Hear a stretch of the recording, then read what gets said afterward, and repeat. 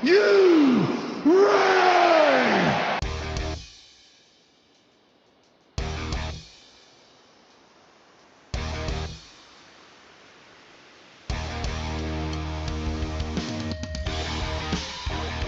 This is the D-Generation cliX podcast with your hosts, Who is Ravage? Ryan Ruckman, Ravage! Hand me that bottle cap. Miles Kane, Hand me that paperclip. Grab that twine. Gun wrapper. Daniel Schwab, We are best friends, Asgard to Mouth, and Pete. 'cause I'm just me.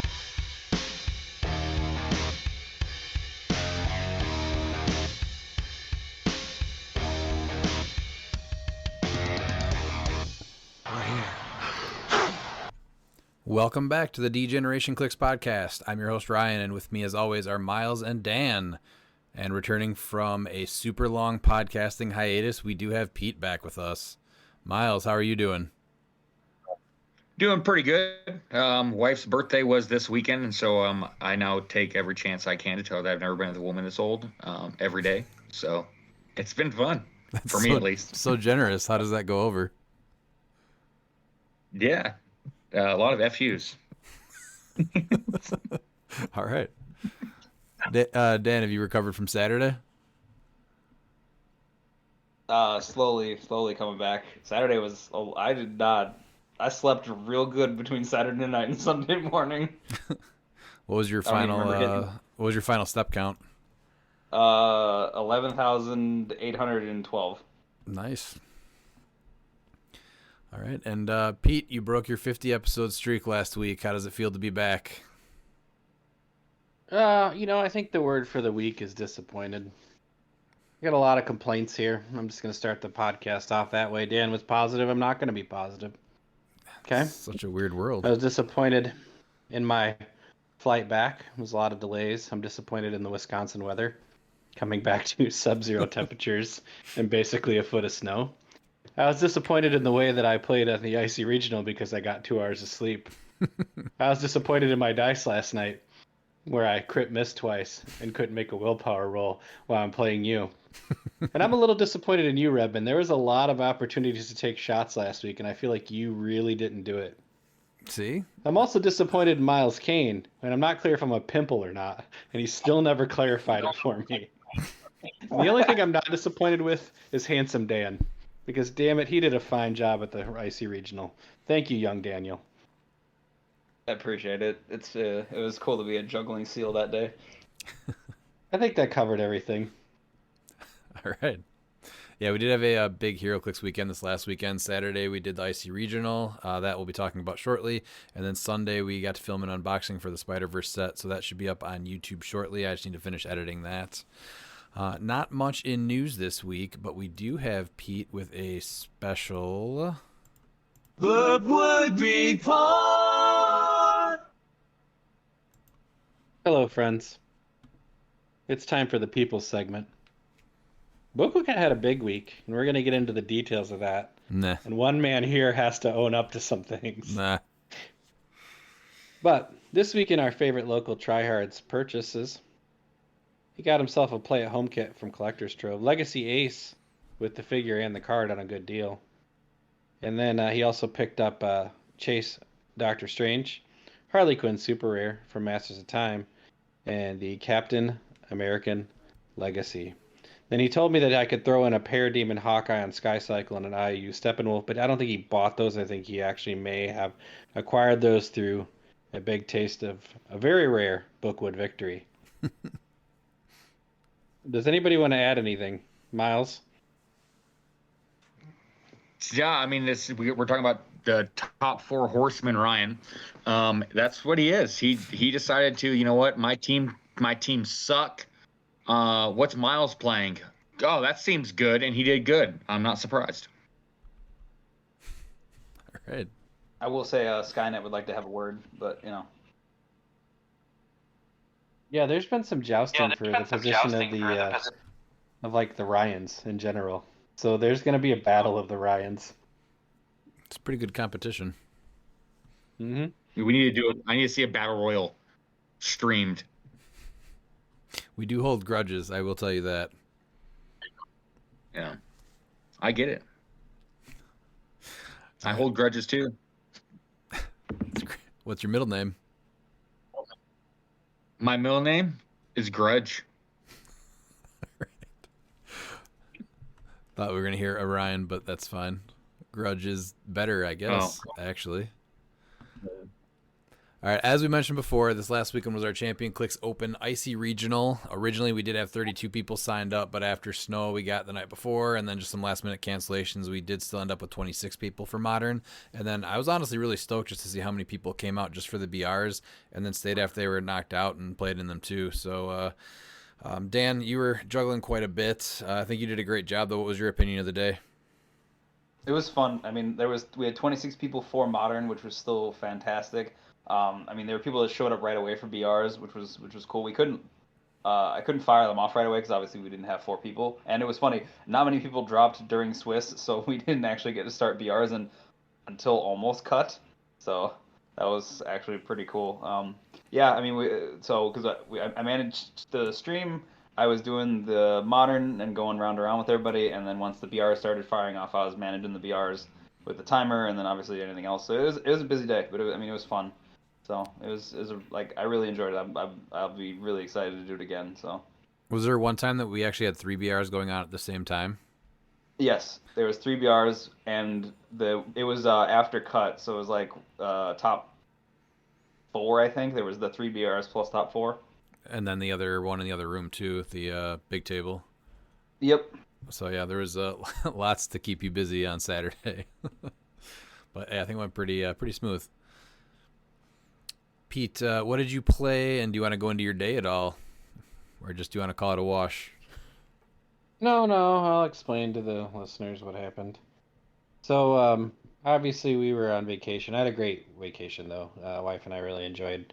If anybody ever wants to go on a wonderful vacation, the island of St. Lucia in the West Indies is an absolute beautiful location with very wonderful people, and I would highly recommend it. The problem was we came back Friday night and we hit the weather coming into the country, and so we kind of got stuck in the Charlotte airport for several hours and delays. So essentially by the time we got back to O'Hare and then back to our house in Kenosha, it was essentially 5 in the morning.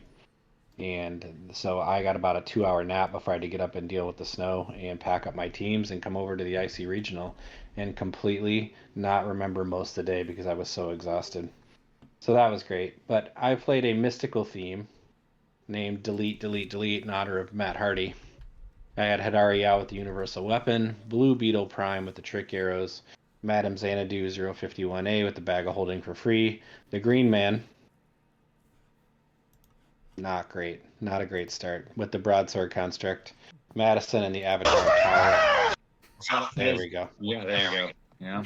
And then my sideline, I had Rivalry, Ares, Michael Keaton, Mimic, and Towerette. And I really have to think about my day here. I know first round I actually matched up with Matt Looper and just basically hit every attack. I mean, poor Matt, like there wasn't much he could do because once you get Yao across and you pulse wave somebody's team for 3, it's pretty much from there. And I did actually delete his only source of prob like on my first alpha, so that was how that kind of went. Second round. You just bullied Looper first round. Yeah. It was one of those. It was that game where everything went right for me and nothing seemingly went right for him. So it's not really indicative of how well Matt's team was or his day. It just was. Everything I wanted to do happened properly. Second round, I want to say I played Logan Pragnano. You did. Okay. I'm trying to actually find the event real quick as I'm talking. Logan's fun to play. The Pragnanos are great. They're an awesome family. They're super fun guys. And they're just fun to play with. Logan played Black Lanterns, and I must have spent half the game trying to figure out how to kill Batman, and I should have just shot the damn Gravemarker out of underneath him and then attacked him. So I sold out and pulse waved and got 2 of his pieces, got all of his support, and then just couldn't really do anything after that. And Logan's a smart player, so he'll just take advantage of the situations as he should, and he ended up I think clearing me um, that game. I'm looking right now. Okay, I did find the events here. Next was I played.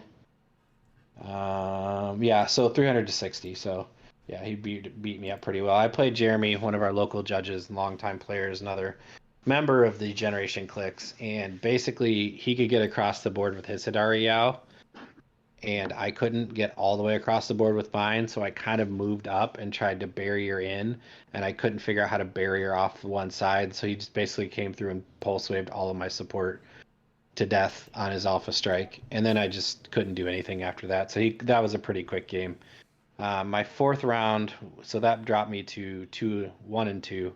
My fourth round was against a guy named DJ Wild from Oshkosh. Nice guy, doesn't normally play big competitive events, and so I had a nice setup to get rid of his Kong, and I throw everything out there. I TK out my Beetle. I do rivalry, so I hit the Kong, and he says, "Oh, I get a roll impervious."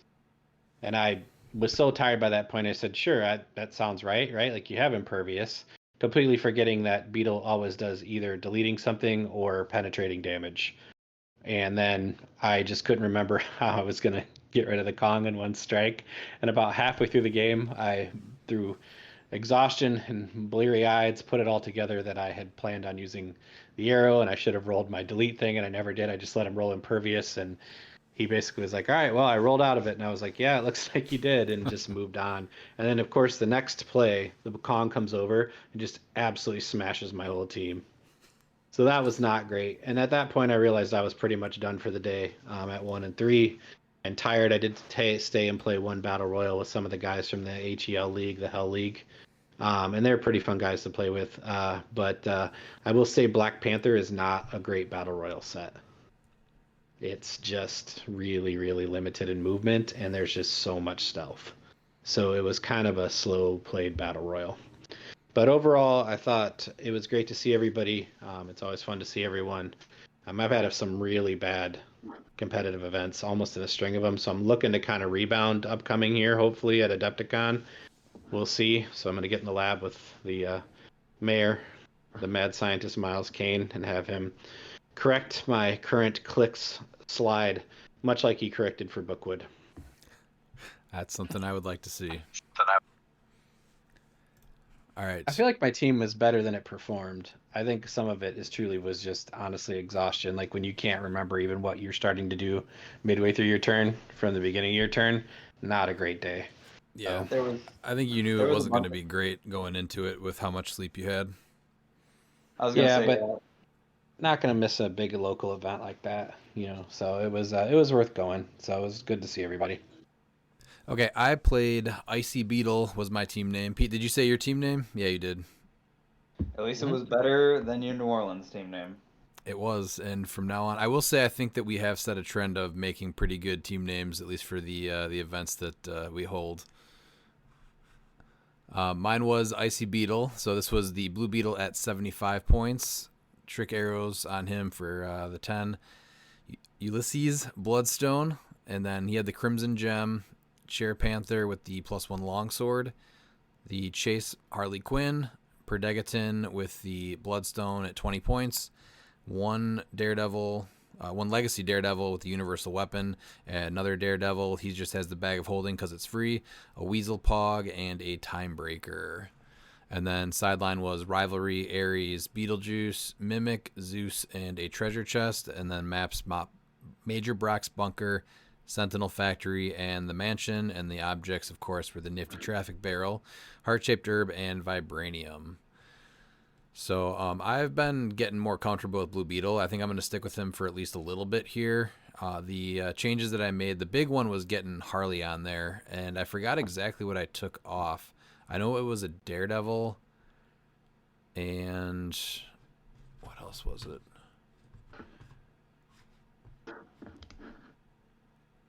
Because I had to switch out because I put Ulysses on it also, so I took off Kong and I had to make up a couple different other points too. So the big changes from this and the New Orleans team was Ulysses Bloodstone and Harley Quinn. Harley Quinn was a huge play. One of my biggest weaknesses with the team is that I don't have Perplex, so her Pulse Wave to give +1 to my attacks on Ulysses or Blue Beetle, and just having another Pulse Wave, all for 30 points is huge. And then I think I got to keep the Weasel Pog. He's just too good as well.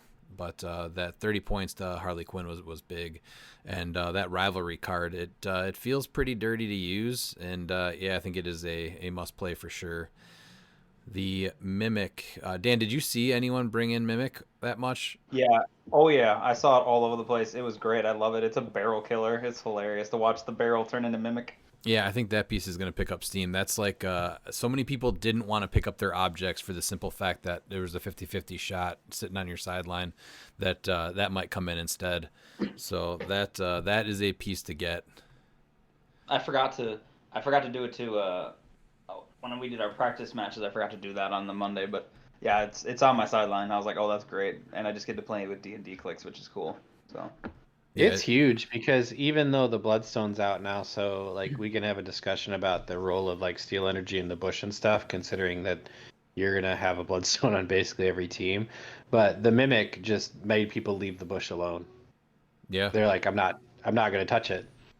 and So, the yeah. phone booth, same thing, and that phone booth can be a problem. So Yeah, that was what I thought because not a lot of people play the barrel. More people play the booth. So I'm like, oh well, I'm just gonna turn that booth into this little box here and bye bye to your shape change. yeah, Mimic. And Yeah, not I'm for still trying to nothing. get used to him too. I've been testing with him, and I always forget, especially with the phone booth. Like I always forget. I'm like, oh crap. Well, it's also just big because it ends whatever they're doing. So like even if Yeah. they're like, oh, I'm gonna charge and pick up the phone booth. Oh, you're gonna stop what you're doing actually. Yeah, it's big. And not for nothing, the Mimic's just fun to play with. It's Yeah. just a fun piece, Yeah. So I think somebody did hit the 20 and it was just immune, which was hilarious. That's I was awesome. like, oh, and you can't touch it now. Funny. Because that's going to happen probably rarely. I will say the one big thing, and this will come up a couple times, is that I definitely need to get Fortify on here.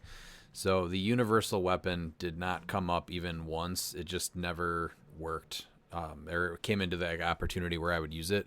Since my team has shifted a little bit, I'm not able to use the Daredevils as well. So I think taking the 10 points off of that is the first thing I'm going to do, and probably take the treasure chest off for the Fortify card, because there were two distinct matches where I ended up losing in the last like turn or attack. So Fortify needs to get on the sideline. Well, I was also thinking like you could put Predator as an attacker and have Daredevil be your TKer as well. If I don't know if you tried that. With what? Universal weapon, you pick TK. Predator becomes the attacker with enhancement and psychic blast. You can go instead of the TK clicks, you can put them on sidestep. Yeah, Yeah. side blast and enhancement instead. Yeah. It's 11 for 3, and then it'll be a 12 for 4 with 7 range with Weasel. Oh, that's actually really good. Damn it, Miles. Yeah. I don't even I look thought at that that's what you were click. doing. I literally thought that's what you were making Predator an attacker, because when I was looking at your field, I'm like, holy crap, that's smart. Daredevil's gonna be his Nobody put that- TKer, so now yeah. Or if Nobody you want the outwit, yeah, that's it. Yeah. But you put the Bloodstone on Predator. So keep the universal weapon. I understand Fortify. I think Rivalry is perfect for now. I seriously think that, because Predator is such an underrated attacker. Like, and now with Weasel giving him 7 range and he's a 12 for 4, that like he's through crap. Like, come on, that's Well, it's honestly, really good. the enhancement for Beetle is pretty big too. Yeah. Yeah. So yeah, so now Beetle will be hitting for 6 with a 12 attack, or 13 if you hit him with Harley. Yeah, I thought does she mod all stats or is it just attack? just attack. It's just attack. Yeah, it's just attack. Okay. Yeah. I'm just trying But to no, figure getting Predator is an underrated attacker, because everyone just always plays him on that TK leadership build. Click, but you have Panther for your leadership. I think you giving him as that tertiary attacker, even your 4th attacker, I think makes him extremely good because I mean hitting it 12 for 4 is not nothing. Like he No. can almost play that main attacker role at a 12 for 4 or 13 for 4. Mm-hmm. I don't know what to take off though to make that happen. No, it's there. You already have it. Yeah. You just swap your Bloodstone and your Universal Weapon. That's it, and you just turn Protegant into the. No, he has right now. His build has Bloodstone on Perdigaton, which is fine, and Yeah. Universal Weapon on Daredevil. So Daredevil just chooses TK with Universal Weapon, and then Perdigaton chooses Click 9. I need And that's Fortify it. though. I need I need Fortify. Oh no. You think you need Fortify? I absolutely do because it was the reason that I lost 2 games was if I would have had that one on my my sideline. So what Really? happened? What happened that you think you need Fortify? I guess I'm curious. I didn't Blue really Beetle think died about at the end and costed me the Oh. game. And Crimson Gem. Crimson Gem is the one thing that I would probably take off then No to way. get that. I would take the Daredevil off before the Crimson Gem. Ulysses is getting to carry something and So then lose blow the 10, through. then lose the 10 point.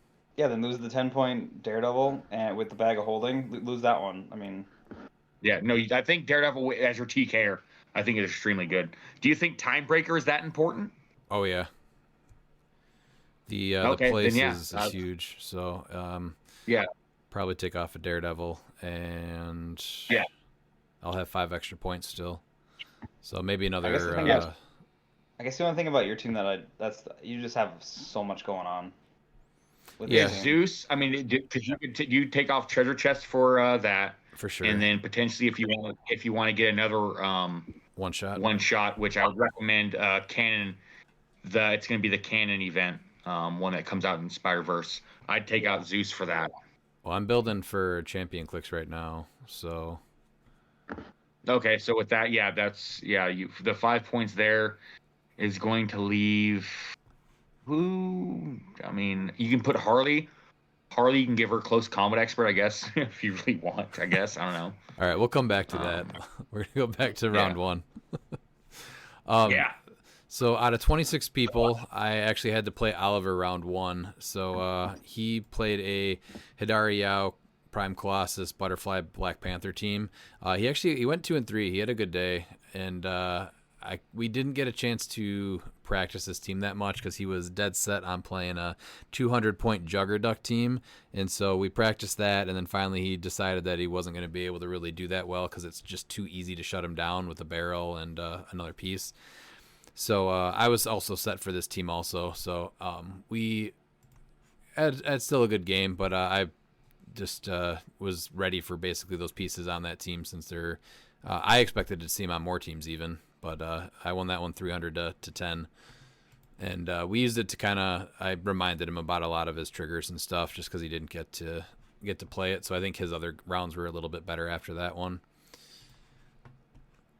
Then next round, I played Alexander Patritz. He had one of the Ultra Chase Collector teams out of the 3 that showed up. So this one had a 200-point Ultra Chase Collector with the Bloodstone, Motorcycle, Bucky's R, Molecule Man, and Mjolnir. So we'll go into this team in a little bit in the breakdown of the top 16 builds. But I was able to take out Molecule Man, and then I messed up. I don't even remember how many times at the end. And I wasn't able to take out the Collector. But this one I did win still. And Molecule Man caught me off guard a ton. I was thinking that Mjolnir, he could do the Thor thing. So I played super cautiously so that I didn't get all that damage that happened in the sealed events at New Orleans. And then right after the game, I remembered that that's Thor that does that, not Mjolnir. So he was just looking to pulse wave me. But him reducing penetrating damage and a lot of the stuff, like I just wasn't expecting what he does. And that double sidestep that he can take, that range is pretty crazy. Have you guys had to play against Molecule Man yet? No, I just saw it. It was pretty cool to watch just from that, just purely of like, oh, he's 75 points. Like he is a big threat. That 8 range, 3 targets, dealing his printed damage with Psyblast and then outwit, and then the fact that you can't really stop him with barrier is awesome. Yeah, I don't think Mjolnir was the play, and I think he realized that too after a couple games. So I think there's a couple options that'll be better for him. But he does It came up first round because he thought that Mjolnir works with Molecule Man. doing the 3 So damage pulse wave. yes, Yeah, so that was corrected, but he thought it. That's why he put Mjolnir on. He's like, oh, I thought it worked, and I was like, it does not. yeah. So I think that it's a good build. Yeah, I think I there's don't think it's bad. It's just that was the gimmick he was going for. I think there's probably better equipment for him than Mjolnir, but Mjolnir's not terrible to put on him. It just gives him so many attack options then. I mean, you can't really come up and mess with him then because he can quake you. I mean, he's got pulse wave then. He's a phenomenal piece. So I'm excited to start building with him, honestly. I think him on a motorcycle where you can just running shot up and then sidestep twice back. That with an 8 So range, it sees through stuff. We were literally just having this conversation before you jumped on with us. Oh, Like we were kind of talking about the different things to put on him, and I could see the motorcycle for the running shot and then the sidestep back too. I think that's a reasonable thing, or even like a hell cycle, right? Like hypersonic up, shoot from 4 away, hypersonic back, and then just sidestep wherever you wanted. Yeah, well, keep in mind he that's pretty sidesteps rough. twice, so he's moving back 4 squares. Right. Yep. So that's Yeah, huge. he's a huge he's reach. super cool. All right, and then round 3, I played Dalton, who had another Ultra Chase Collector team. He moved up, I think it was his turn 1, and I think I rolled out of his attack, and then I just hit everything, and I think Collector took 8 damage on my next turn, and he missed a lot of his rollouts, so things went my way pretty fast, and Blue Beetle's a decent counter to the Collector. Just saying you don't have a power is huge. Yeah, so that one I took, and then round 4 was against Alex Smith.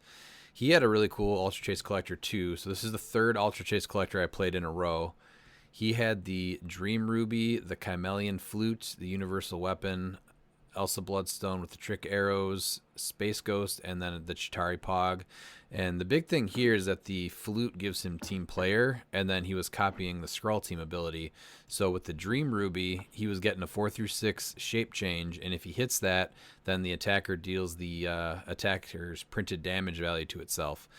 So that was pretty scary, and I had to actually take the use Blue Beetle to take away shape change on some of those clicks so that I could hit him and not worry about taking the damage back. So Did you try to pulse wave him at all just to like reset his duration so he couldn't team player Chitauri if you killed the Chitauri? I did pulse wave a few times. Like I did that to reset the he used his one shot the pin particles. I pulse waved once just so that he would be normal sized again. But honestly, even a 5-6 is pretty scary if you're taking 4 penetrating damage to yourself with invulnerability. That's not exactly something you want to do. Well, like it's after resolutions, so it's not pen damage. It would just be it's just your printed damage value. Oh well, I still don't want to take the damage. No, I get it. It's not that That's bad. why you give him Chitauri, you do that trick with Chitauri, and then you just play Ghost Rider. So that way it's like whatever. Even like Colossus trying to come and hit him, and now he's taking 5 damage. That's hilarious. Yep, I think Dream Ruby with Ghost Rider, either on Ghost Rider or on the team, is going to be a pretty big deal. I think that's scary enough to not want to attack the piece that has the Dream Ruby. I think that this should have been the 25.1, not the other one. I think it's ridiculous that this is only 15, and the one that gives you 3-6 willpower, that's somehow 25 points. Yeah, that doesn't really fit for me. I was like, wait a second. I agree with that. And not for nothing, it also gives you barrier because barrier. Yeah, why not? Yeah, and for 15 points, come on, sweet. That's I feel like there's a lot of equipment lately that I'm not real happy with the point cost. That's a whole nother conversation. Really, That's fine. yeah. We've lacked equipment though for so many months since rotation, so all this stuff trickling in is honestly kind of nice. That's fine. A lot of the building I think more exciting. And then my last round was against Wyatt Seagren. So he had a really cool assassin team, or almost assassin team, because it had Prodegadon on it too. So it was the Snow Globe Mr. Freeze, Prime Talon with the motorcycle, Deadpool and Hitmonkey with the motorcycle, Mern with the universal weapon, and then Prodegaton. And this was one where I definitely wish I had that Fortify card. He hit Blue Beetle super hard right in the beginning, and I was not expecting him to commit so hard. But it put me down really bad, and so I was not really able to use Blue Beetle as like a running shot attacker on that match, and so it really came down to a lot of Ulysses doing most of the work, and then I ended up trying to pass the turn a little quicker, so I placed I moved only one time breaker in, and then I just placed him one square instead of sidestepping another one in and moving him two back and then putting Ulysses in front of him, because I thought that it would be safe, and he was not, because Deadpool and Hitmonkey ignore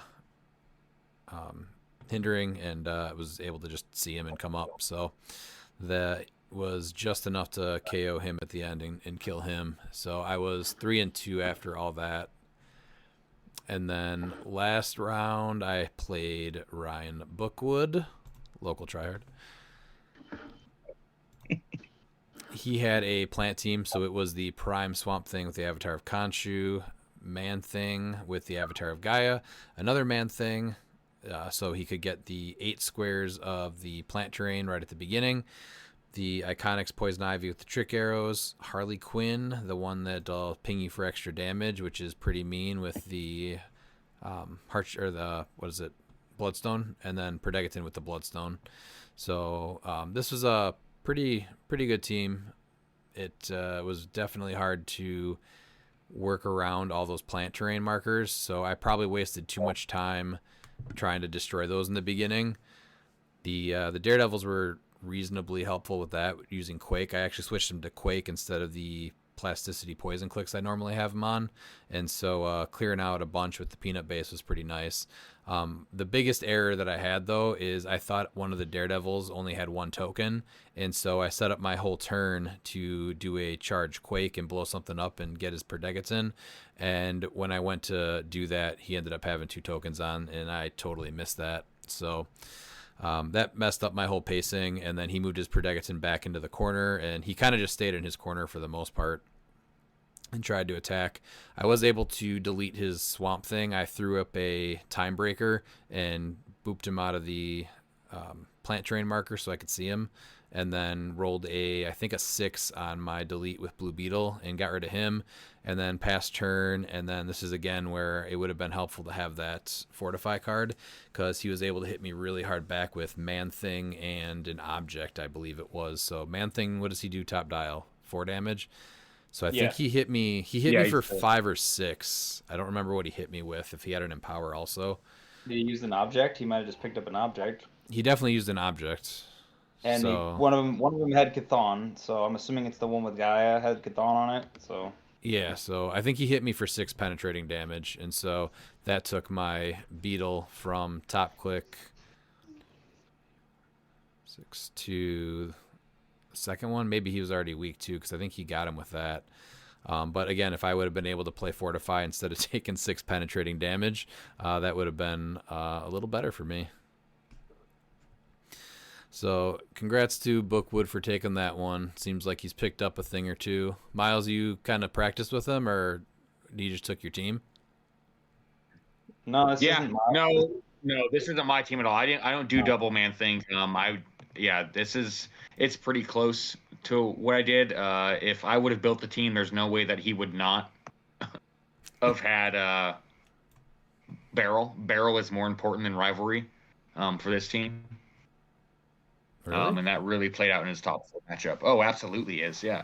If you're putting someone on, onto the bunker, yeah, you need to be able to protect that with the no improved movement. Like, if you can place it correctly to where it's hard for it, they're gonna have to waste a turn trying to get to it and destroy it. And when you have figures like like you played in the top 4, the Juggernaut that destroy, has improved targeting or movement, destroy blocking plus elevated, Colossus that has improved movement, destroy blocking. Barrel is huge, whether you're carrying it or not. I've actually rarely ever pick up the barrel because I'm like, yeah, it's gonna be 5 points, and so like I'm hoping they're gonna try and overextend trying to get that 5 points because they don't want to deal with it. Yeah, barrel is great to at least stop that. Then you're able to really hit them hard with the follow up.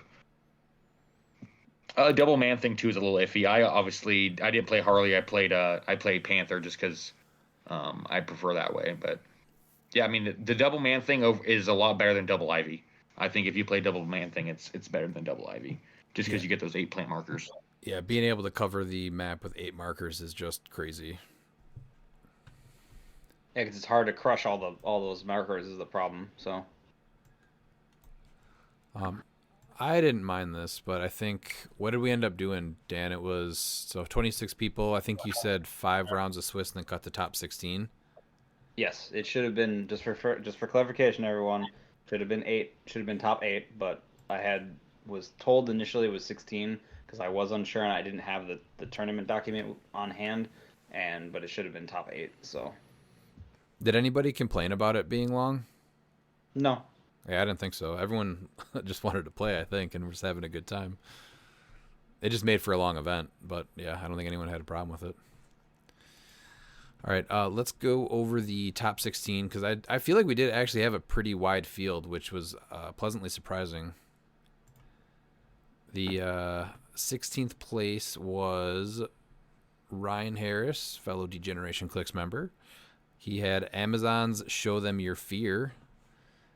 This was an Amazon theme with the starter Superman in the Hell Cycle, Diana with the +1 longsword, the Death Metal Wonder Woman with Bloodstone, Zala Jarrell with the Crimson Gem, and then Madame Xanadu with the Bag of Holding. And then sideline was the Pim Particles and Rivalry one-shots, Ares, Beetlejuice, Mimic, and the Treasure Chest. So I think he had a relatively good day. He obviously made cut. I think it came down to a really rough game where Superman was just rolling 4s. It was the matchup against the Collector too. He had a tough time going against that. And yeah, there was a couple matches where his dice were cold. Which we've all seen before. He definitely has up and down days. Those magical 4s. It was like, oh. The good old 3-1. He did say that Madame Xanadu was pretty good. The perplex that gives the target mastermind is pretty solid. Yeah, no, she's great, and TK is good, and her with the Bag of Holding. He was just hoping that like if stuff started to drop equipment wise, she could just kind of scoop in and scoop it up. So I haven't actually played against one, so I haven't seen her perform, but I'm definitely getting more high up on her. He did not use the tarot, but that's just because the tarot options really aren't there.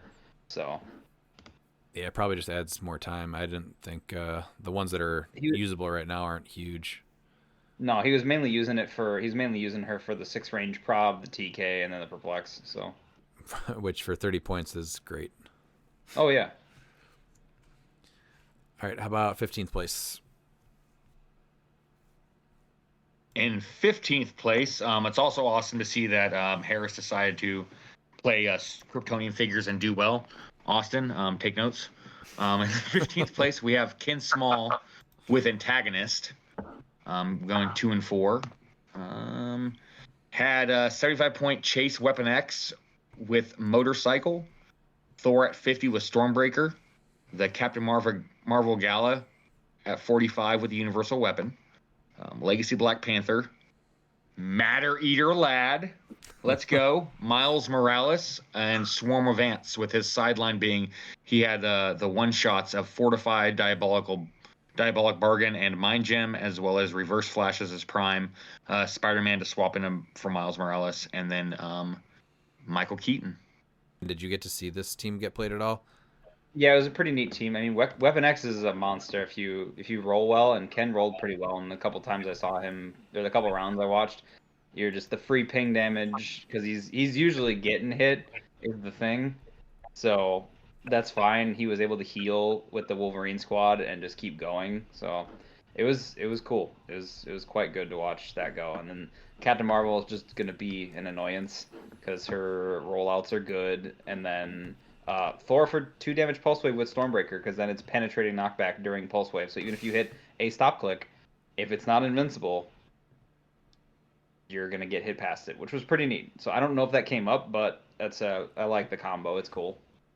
Yeah, I think a lot of this stuff is going to pick up steam. I'm surprised that Captain Marvel hasn't played more because she's already been shown to do well. And I guess now she gets the universal weapon for free, though, so maybe she will start showing up more. I think it's the 10 attack. The 10 attack for 45 is it like it's 45 points, but I know people are gonna not be super up on that because she's 10 attack. So But now she's got a 10 attack pulse wave with precision strike. oh, I know. I'm not saying she's bad. That's just that was I know people griped about that. It was like, well, she's got a 10 attack. I'm like, well, yeah, but she's only 45 points. And then yeah, Weapon X I think is just an awesome piece that has not seen enough teams, and so I would expect he'll eventually start seeing more play. If Animal comes back, I could see him being on Animal for sure. Even Soldier's pretty strong right now, but when Unthemed is just so popular right now because of Chair Panther, and I think you can just build whatever you want at this point. Exactly. I can't build without him right now. There's a lot of fun like theme teams I want to play, and it's just I can't.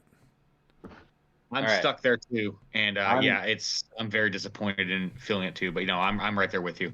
I'm so excited. Like that. I'm so excited for this next team though. We had 14th place of Miguel Gonzalez. So he played a pass theme, which is awesome to see pass get a play. But he actually played Capwolf with the Crimson Gem, and his pilot was 300-point Thanos from Collector's Trove, which is just dope because you come out on the God Click then. So oh yeah, you're just a 12, 14, 20 for 6 with all your powers. That's amazing. I like this better than Legacy Hulk actually. I was like, this is dope. And then you have Ulysses Bloodstone with the Bloodstone, Reverse Flash with the Universal Weapon. Our next one is Green Man with the Avatar of Khonshu, Vigilante with the Trick Arrows, Perdegaton, and a Timebreaker. Sideline was Rivalry, Keaton, Khonshu, a Mimic, obviously Thanos, and Ultimate Hulk for the other, I believe, call out for Capwolf. But I think Thanos was the right call. So, and being able to take Prob and Energy Explosion, I guess, is probably what he was taking. Yeah, it's pretty solid for Capwolf top dial. So, just cool team. I really dig it. So, Capwolf seeing an uptick back in, that was like, it's just a really well balanced team too. So, yeah, him coming out on a 1426, being able, he still uses the rest of the powers too, right? Yeah, exactly. Yeah, So you got with a 7 range. Oh yeah, and you are hitting something. I gotta show Ollie this team. Yeah, I was like, I told Looper about it too because Looper's been one of those where I know he's been like back and forth with teams, and I'm like, Looper, I think I see a team that you're gonna really enjoy. Yeah, that's solid. And Ollie was super big on Capwolf, and then they made that change to pilots, and so and then Hulk re-rotated also, so he hasn't been building too much with him. But once I show him this one, I think he will. All right, Pete, let's go with 13th place. Dirty Wengren with Crowd Kill, 100% USDA Grade A beef, it says. Unthemed. Prime Colossus Hell Cycle, Ulysses Bloodstone with Stormbreaker. Caveman Wally West with the +1 Longsword. Legacy Panther with the Bloodstone. Perdegaton at 20. Lucas, PJ, and Scott. And his sideline was To Me My Hammer, Fortify Rivalry, Ares, and the Mimic. Cool team. I mean, it's a lot of good stuff, so it's definitely good for sure. The Wally West, I'm surprised hasn't been seeing a little bit more play, even at our event, just with that longsword. I think that makes him way more playable than he was a few weeks ago. The only part that was rough was that he crit missed off the flurry click and just died. Yes, I did pick up on that across the room when that happened. I was like, oh, okay, yeah. I don't know what to say to that except that's terrible. That happened to I think it was a Battle Royale at Worlds. Ollie played him, and the same thing happened. He crit missed on that eighth click. Not ideal. No, but I mean, it's a not often instance, I guess. But yeah, it is very risky, obviously. It seems like this one's really just all up in your face. Let's go, which is cool. Yeah, it's definitely just running at a person. All right, then I already went over my team. I ended up, it looks like, in 12th place, so I don't think there's much else to add to that. Do you want to take 11th? I have a question. What? How many people did you delete? Well, similar to I pulled it off you, once. many times I forgot to do it. So Playing I a piece think- that literally does a thing, and you forget to use one of his primary specialties. So I have debated a few times to just move him down to 45 points because he ends up being such a utility where the biggest thing that he's going to do, even with his stats and having the range of 6, he flies, he's got an 8 speed running shot. Everything he does, it's still like the most important thing is after he attacks, he's able to shut something off. And so I've honestly debated dropping him 30 points and just playing him. I hate him on charge. But he ends up a lot of times just in a position to do that thing at the end. I mean, you can still do the range attack even when he's on the low clicks. It's a trait. You just got to give him in position to shoot with the 6 range. Yeah, which is still hard, I feel like. Yeah. And I then don't you know. want him with the I trick arrows too. Is that what you had also, right? Yeah, he's too good with the trick arrows. So I know the Yeah, big one. I just was curious if you pulled it off. I did it once. Well, keep in mind, out of the 5 Swiss rounds, I played 3 Ultra Chase collectors. Yeah. So Yeah. I was a little bit limited on that. I might have deleted. I know I did overkill on. What was it? Space Ghost in one of the games, but I don't think it was a delete. I think it was just a lot of damage. And then I don't think I was able to delete anyone else unless I deleted Ollie's Black Panther. Maybe. I think I deleted Ollie's Black Panther, the A side, and then Bookwood's Swamp Thing, and that was it. But a lot of times it was really just to do penetrating damage and or hit with a trick arrow first. That was big. Because again, I played 3 Ultra Chase collectors, and so hitting him with the nth metal was a big deal. Okay. All right, and then what does that put us on? 11th? 11th. That'd be yeah, 11. Yep. So we have Michael Donich, I think, with the Z Fighters, which I think I know who he's basing this off of with Dragon Ball Z. So he has Colossus with the motorcycle, King Deadpool and Elsa Bloodstone with the trick arrows, Kong with the Avatar of Gaia, Wonder Woman with the +1 longsword, Loki and Perdegaton. Then he has a Mind Gem with Ares, Chthon, Gaia, Mimic, and Zeus.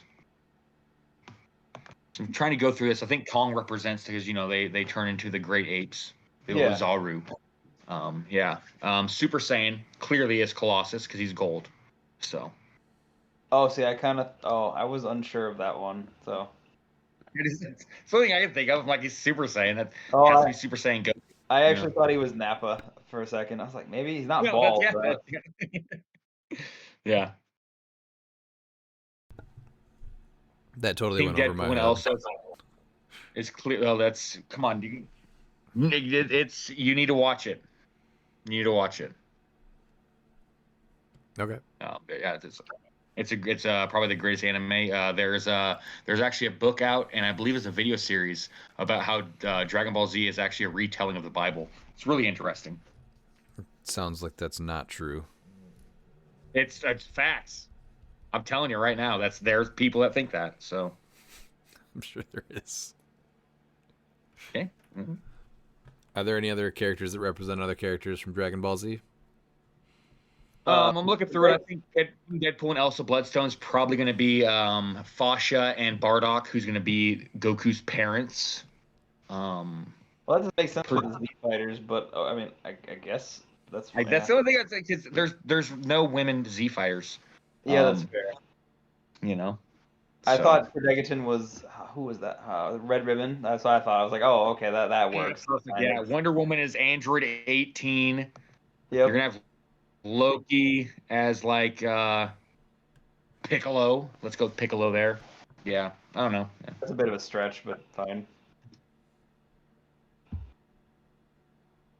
I have no idea what's I'm going on. also I'm also completely lost. You guys let me know when you're done. I did. I mean, I like the team. He was doing the Chthon trick with Loki, so he was just spinning him, which was pretty cool. So I did like that quite a bit. How did that Loki play out? Because I'm not super sold on him. I didn't get to really watch the games, but there was like a big, like he had a big turn where he came up on like sidestep EE range combat expert and just like shot a whole team because he was a 12 for 4, or sorry, a 13 for 5 with Chthon. Mm-hmm. That was pretty big. But I know he's random, but he still did some pretty neat stuff from what I saw. I definitely miss playing King Deadpool and Elsa though. They were a figure I thought I was honestly going to stick with for quite a while. They're so good. Oh, and then someone came out. Yep, I get it. What? I mean, you could still technically run them with Blue Beetle, but you're just a lot of range and a lot of arrows. Yeah. No, she's really good, but yeah, there's just what makes her really good now. Like there's a 10-point object, the Bloodstone, that just makes it not good. Oh, the pizzas, yeah. Was that what Yeah. you're talking about? Yeah, but I also Yeah. just like the pizza just for the prob too, though. The prob is really nice.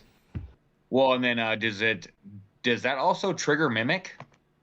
I'm trying to read Mimic real quick. I have to read Mimic. I don't remember. I'm not When sure. the opposing character would pick up a terrain marker, so yeah, you're gonna have them. Well, how does? Well, as long as you're using, if you're not using the ones you start the game with, yeah. Yeah, triggering a pizza for for a mimic would not be ideal. But also another big thing too is that the Beetlejuice shuts down the free heal one click. So you Yep. can you're only guaranteed to be able to use them for prob control, unless obviously Constantine was in too, which I know that's a big play. If I guess Butterfly isn't as prevalent anymore, but that was a big play for that too. Next is are you all set, Miles? Or Yeah. Yeah, I Mike? think we're on 10. So next we got Nate White with Juggerdoom. He played Juggernaut with the Crimson Gem. The new Doctor Doom chase with the Trick Arrows. The White Tiger Prime with Avatar of Taweret. We had Green Man with Avatar of Khonshu. Madison with Universal Weapon and a Weaselpog. Nate, I love your team. It was pretty cool to watch, honestly. Like there was a lot of shenanigans with the Doombots, and like he used Pim particles to good effect because he's got so the thing he did was he did not get the 3 one shots on the sideline for free. He actually paid for all of them, and then he paid for shield throw as well. So because he had Diabolical Bargain, shield throw, Pim particles, Soul Siphon, and then Khonshu and Taweret on the sideline. So did And you he get to also played the watch? Nifty Barrel. Did you get to watch his games, or some of them? Yeah, Juggernaut was huge, but the Doom is way trickier than you think. Because I mean, the trick arrows obviously make him like super deadly, but like just the ability with the Doombots, because he would double buff his range, so then he would just the massive amount of swing you can get by drawing through the Doombots, because he would just burn a bargain. He would like kill one of his Doombots, send the other one out, and then be able to draw a line of fire through them. It was wild. Like he just could reach everybody without really having to move. And he's able to do that every turn. Pretty much because you just generate a Doombot. Yeah, you just generate a Doombot at the beginning of your turn, Okay. and then it's also can he flip one back up? Was there any way that he could flip one back up? I don't think he does that. No, I think it's only Strange. Okay, so but still, I mean, he has the 3 of them, or he's got Diabolical Bargain and Soul Siphon, so he was able to do it a couple times, or I guess at least twice a game, to get to do shenanigans, which was pretty good. So. And then what about White Tiger? Because this is a prime that she seems pretty good for 40 points, but it's just hard to decide on her versus a lot of the other ones. Did she hold her weight? From what he said, yeah, she was just mainly a bodyguard too. That was kind of the thing. So, because he basically used Juggernaut to get up there, because he had the TK with Madison from the Universal Weapon, and then he was drawing like Doom's crazy range. So it's basically if you could get through Juggernaut and everything, then you have to go after her, and she's hard to deal with, and then she can just drop this tiger. That's a 12 for 4. So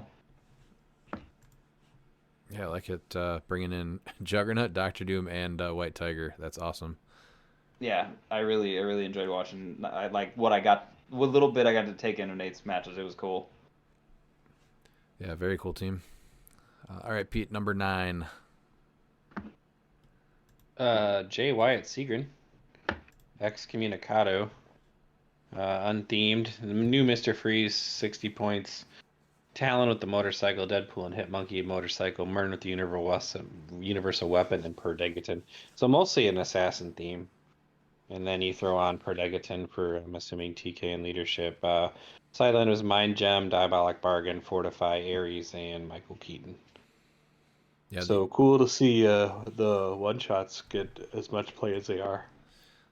Yeah, that was the one thing I noticed was a lot of teams had one shots, and that was probably the biggest change that I saw was the one. And it wasn't just like Fortify Rivalry; it was other ones too. Mr. Freeze given the the target tokens for KOing pieces that came into play quite a few times in my game. Obviously, did good at the team, so I do think there is something there. And then Mern being able to pulse wave is obviously pretty nice. And I think he chose poison, I think, once too, and that hurt quite a bit. And Deadpool and Hitmonkey are definitely slept on. Yeah, when I saw your matchup, I'm like, oh man, he purposely lost this because this is his kind of team.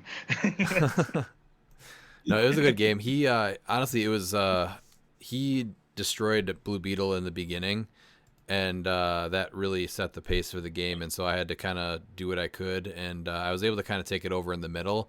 And then I thought I had it, and when I passed, then he was able to come in right away and take out Blue Beetle and take the win at the end. I think he won by 5 points, and that was with 2 target tokens. He killed Blue Beetle is who he gave it to in the first place, and then I think he put it on it was on a Daredevil because Daredevil killed something, so it was on one of my Legacy Daredevils too. So yeah, it was a good team. All right, how about 8th place? This was Joe Ruffing. So this is or at least this is one of the teams that a lot of people were talking about. This is Points Pinata. So this is the multiple man team. It had Prime Kingpin from Next Phase with the multiple man 099, which is the play at home kit one, at 50 points, and then Iceman from Deadpool Weapon X with the trick arrows, and a 20-point Perdegaton, Hydra Agent, the 014 from Deadpool Weapon X. Big thing with this is that after a Hydra keyword character is KO'd, after resolutions you roll a d6. 4 through 6 generate up to 2 characters named Hydra Agent of 15 points or less on their starting click, adjacent to a friendly character with the Hydra keyword. So Multiple Man, the 013 from Deadpool Weapon X, has that, so that triggers quite often. And 1, 2, 3, 4, 5, 6, 7, 8, 9, 10. He played 10 of those 10-point multiple mans. So this was an awesome team. I was kind of mad. I have not been able to go back and watch any of the games or even see it in person get played out. Dan, did you get a chance to watch it? It was just utter nonsense. Like, it works, but you just don't see it coming. You're like, I'm like,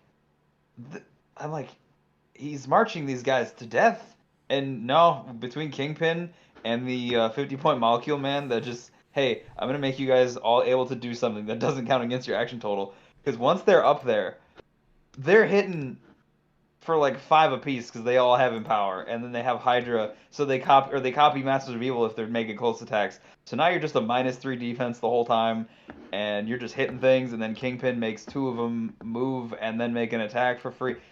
There was some turns like the multiple men just were obliterating things. It was like, it's great because I mean this guy makes Joe makes really creative teams. This was another one that I was like, in my head that looks like I'm gonna like watch that team just get smoked. No, it bullies teams. Yeah, this is a team that when I first started playing, like I did these swarm teams. Yeah, it's awesome to see. My play style obviously has changed. I'd have to like completely pivot, like and practice to be playing swarm teams. But yeah, Because the damage potential's there. I mean, yeah, yeah, they're 'cause hitting. They might be at 11, but yeah, like you said, minus well, yeah. three to defense. So Well, not even only that, Colossus is now going to be at 20, well, no, because or he's going to be 19. Iceman gives them another +1 attack, so they're 12s Oh because yeah, they don't have any special powers. Because yeah. Kingpin gives them +1, they also give them toughness. So it's just like they're 12s swinging on like your like 16s sometimes because of all the like Hydra or Masters of Evil. So And then yeah, Yeah, they and have then they got that multiple man thing that what it's you just choose an action type, which is gonna be a yeah, close attack. So yeah, you just you're able to exactly. attack with all of them. Yep. And then multiple man has perplex too himself, and he can only target himself. But when he does, after resolutions modify the chosen combat value of all friendly characters So there's named multiple 14 man attacks. +1. Yeah, so it's just like I'm gonna perplex. Yeah, so he was like they could be like 13s swinging on, like I said, like 16s. And they all have empower, so it's like here's 5, here's another 5, here's another 5. Like I think I watched them just delete a couple characters with all that damage. yeah, so really smart team. And he ended up he was 4-2 before he lost in top 8. So it worked Yeah, for sure. it was cool. Yeah. It was very cool to watch. All right, 7th place.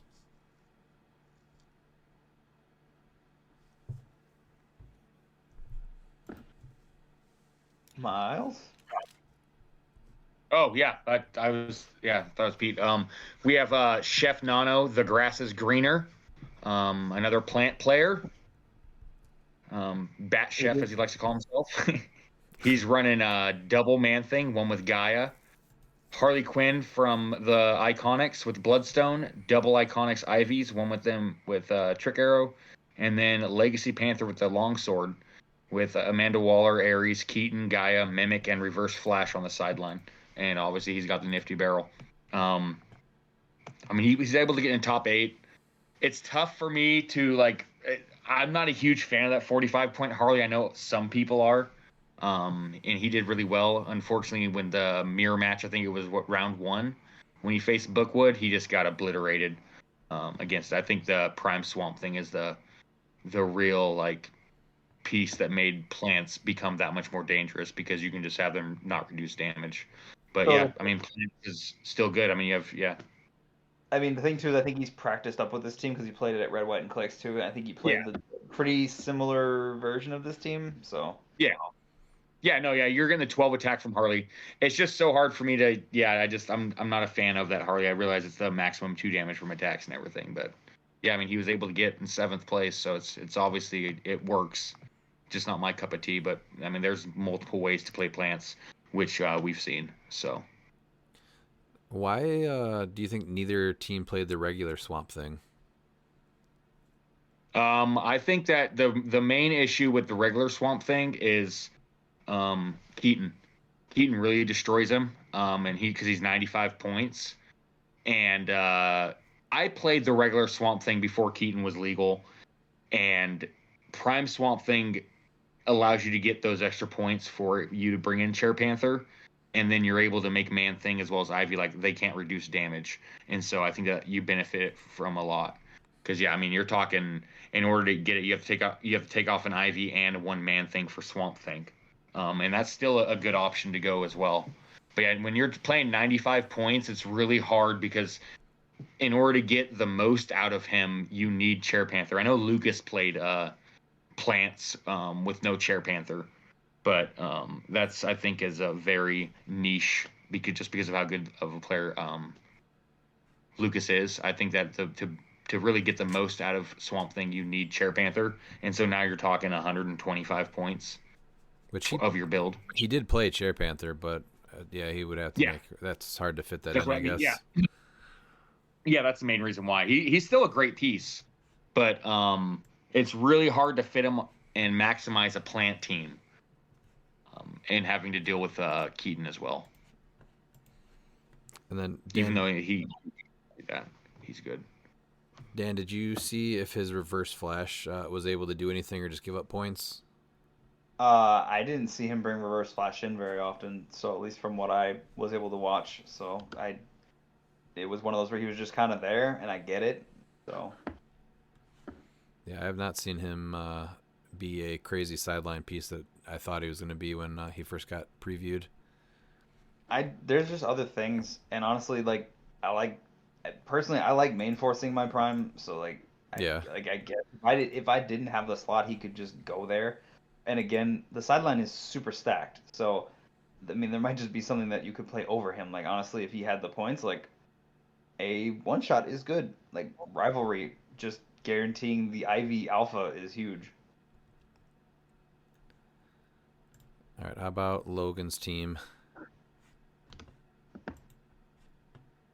Yeah, we got Logan Pragnano at 6 with his team name of Adepticon.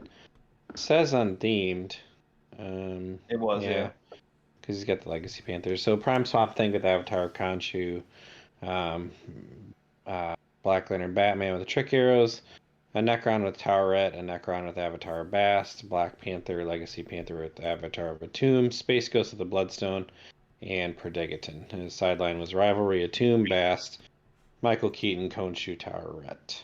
So I played this team. It is highly effective use of lanterns and everything. So overall, pretty good team, or a pretty fun team to watch and watch him play. And he did well on points, 1660. I went 5-2, so that's a pretty good day. So he was using more of the plant markers to work with Swamp Thing, because the healing gimmick for Black Lanterns you pretty much assume isn't going to happen anymore with the Bloodstone. You mean the Necrons? The Necrons still do it. So as long as they're able to KO something, you're at least going to trigger that twice and heal one click each time. Yep. Oh, that's fair, because yeah, it's 2. There is that, yeah. So there's a little bit, I guess. And then the support, but yeah, that's you have a 33% chance to heal for nothing, so it's a wasted action. Right. But it's cool to see Black Lantern, because they seem that they can't catch a break. Every time that it's like they're almost there, then something happens. And it's like they were almost there again with Swamp Thing coming out, and then Bloodstone gets previewed. I think Bloodstone and Keaton. Bloodstone and Keaton really because you nerfed them. Because it sucks because like you have to play Chair Panther with them. Like I know Despero, but like you have to be able to shut off 2 things. Mm-hmm. Like that's what it's. I don't think you do, but that's my personal take on it. So. With one shots coming out and the fortifies, the rivalries, that cannon event, absolutely you need to be able to shut off one of those with Beetlejuice. All right, how about 5th place? This is Jeremy's team. I got this one. So Jeremy played Hey Yao. We have a Dar Yao. This is a very similar build that we've seen before with Universal Weapon. Prime Panther with the longsword, or the +1 longsword, the Death Metal Wonder Woman, and then the Chair Panther with Avatar Batum and the Timebreaker Pog. So it's a bit of a riff on what we've seen. So the Prime Panther instead of Colossus. I think that changes the team a lot, though. Huh? Yeah, Colossus with the Bucky's arm was 85 points. Yeah. Yeah. And then instead of Shuri, it's Panther with Atum. So. Yeah. I think that changes the team a lot, though. It does. I just meant like your 200, almost 200 points are relatively there between 2 figures. It's super hard to KO stuff. Oh yeah. No, it's hard to kill. Yeah, there wasn't really any good thing to attack, and with him making the time breakers, I mean, Yao's getting across the board for the alpha, and then you're like, well, how do I get points off this? So it was a very aggressive team. He got some of the matchups that he ran into. If there would have been other matchups later rounds, I think they'd have had a lot of problems with this team. Did you have to play it? Yeah, it was a very quick game because I did not barrier correctly and place my team out where I could just get basically pulse waved and destroyed all of my support for strike. And basically neutered the rest of my team. So, yeah. I honestly think, or I thought we were going to see this team a lot more commonly in other events too. It's kind of like just a team that will not die. So a funny statistic that I found later in the day was there was 5 Yaos at the Icy Regional, and all of them were from locals. That's correct. And I think the majority of everyone else was counter building for Yao, which was cool to see, honestly. I just thought it was a hilarious statistic that the majority of them were from locals and not other people. All right. In fourth place, I'll begrudgingly go over Ryan Bookwood's team, Girth Brooks. So this was a scientist theme with Prime Swamp Thing with the avatar of Khonshu, two Man-Things, one with avatar of Gaia, Poison Ivy with the trick arrows, the 051 Harley Quinn that lets you do extra ping damage, and then Perdegaton with the Bloodstone. So obviously that Harley Quinn Bloodstone combo is pretty mean. The Rivalry one-shot, Beetlejuice, Cathan, Gaia, Khonshu, Mimic on the sideline, Brock's Bunker, Mansion, and Vibranium Mines. And then Heart-Shaped Herb, the Mound, and Phone Booth for terrain. So the double man thing, I think, like I said before, is the biggest trouble with this, because I waste a bunch of time. Maybe I get too caught up in it. But have you guys had to play against a double man thing with the eight squares of plants? No, I've tested it though, and it is rough. Yeah, those 8 plants, and you're almost forced to like waste trying to destroy them, because if you don't, like, you can't really get away, because you can, with 8 markers, you can just pretty much cover the map and be able to get to wherever you want. Oh yeah, no, you basically just blanket the map and markers basically. So it's, I don't know whether you just go in and try to risk it and be like, whatever, they're gonna attack me anyway. So, but he wasn't like playing. He was only playing the one Ivy. So that's mainly the thing. Is the poison sucks, because if she's on her poison cliX, well, she's got it traded. That's right. I mean, you're getting poisoned, but it's mainly Ivy. So. Well, and then you're also able to. There's full map reach with Swamp Thing. Oh yeah. You have a decent reach with Man Thing, because he's able to bloop 3, charge 5 with Giant Reach 2, so he goes from 1 to 4 to 9. He can hit in square 11. Oh yeah. And then, and Swamp Thing, you TK him with if you have Cathan on him, you just free place and then charge, and he's full map. He played pretty it's tough. Defensively, I think, with this though, and stayed back. I don't think he left for the most part, like the back quarter of his side. Wild. That's what's really surprising. This is an aggressive plant team. This is when you go the double man thing route, and with this, you don't know you. He might have played differently against other people. He's probably scared when he played me. I was gonna say I'd be throwing like 2 Man Things and a Swamp Thing. I was like, man, they're so durable. He's just waiting for the running shot critical hit pulse wave that just pisses him off every time you pull it off. Yeah, he was. I've come to the conclusion that he was just scared, and he probably played it differently against me. So that's probably what happened. It did get smashed in the top 4 round though from eventual winner, which will go into his team shortly. So get smashed, Bookwood, even if it wasn't top 4. I still think that Barrel would have gave him a puncher's chance. Yeah, it would have, but I don't know why he didn't do Barrel. That, especially Heart-Shaped Herb. Like, come on, Bookwood. You know people are playing Bloodstone. That's a wasted object. Literally, because he also has Bloodstone on his team, which I thought was funny. So no, it's this was your one chance to get this Icy win, and 4th place is good for you. But you could have probably got 1st if you would have had that. It still would have been an uphill battle, but at least you would have had a puncher's chance. So what do you say? Drop Rivalry and do Barrel? 100%. Rivalry, you drop Rivalry and Heart-Shaped Herb, and you put on the Barrel, and I think that the team would have had a chance to get into the finals. That's fair. I'm not saying he would have for sure, but it would have gave him a bit of a better chance, because the Juggernaut that came and wrecked him it wouldn't have been as easy. No, because I'm pretty sure he neutered Swamp Thing like immediately, basically with Juggernaut. Absolutely. Yeah, I mean, you ignore elevated characters, or no, elevated and blocking, right? Isn't that what you ignore? Yep. Oh yeah. Yeah. So you just shut that down, and when on bunker, it's like crap. You're gonna have to take the stairs. Juggernaut. Oh yeah. Bookwood, I'm proud of you. Good job. I am too. Get smashed. Yeah, he did good though. Get smashed. Wow. All right, third place.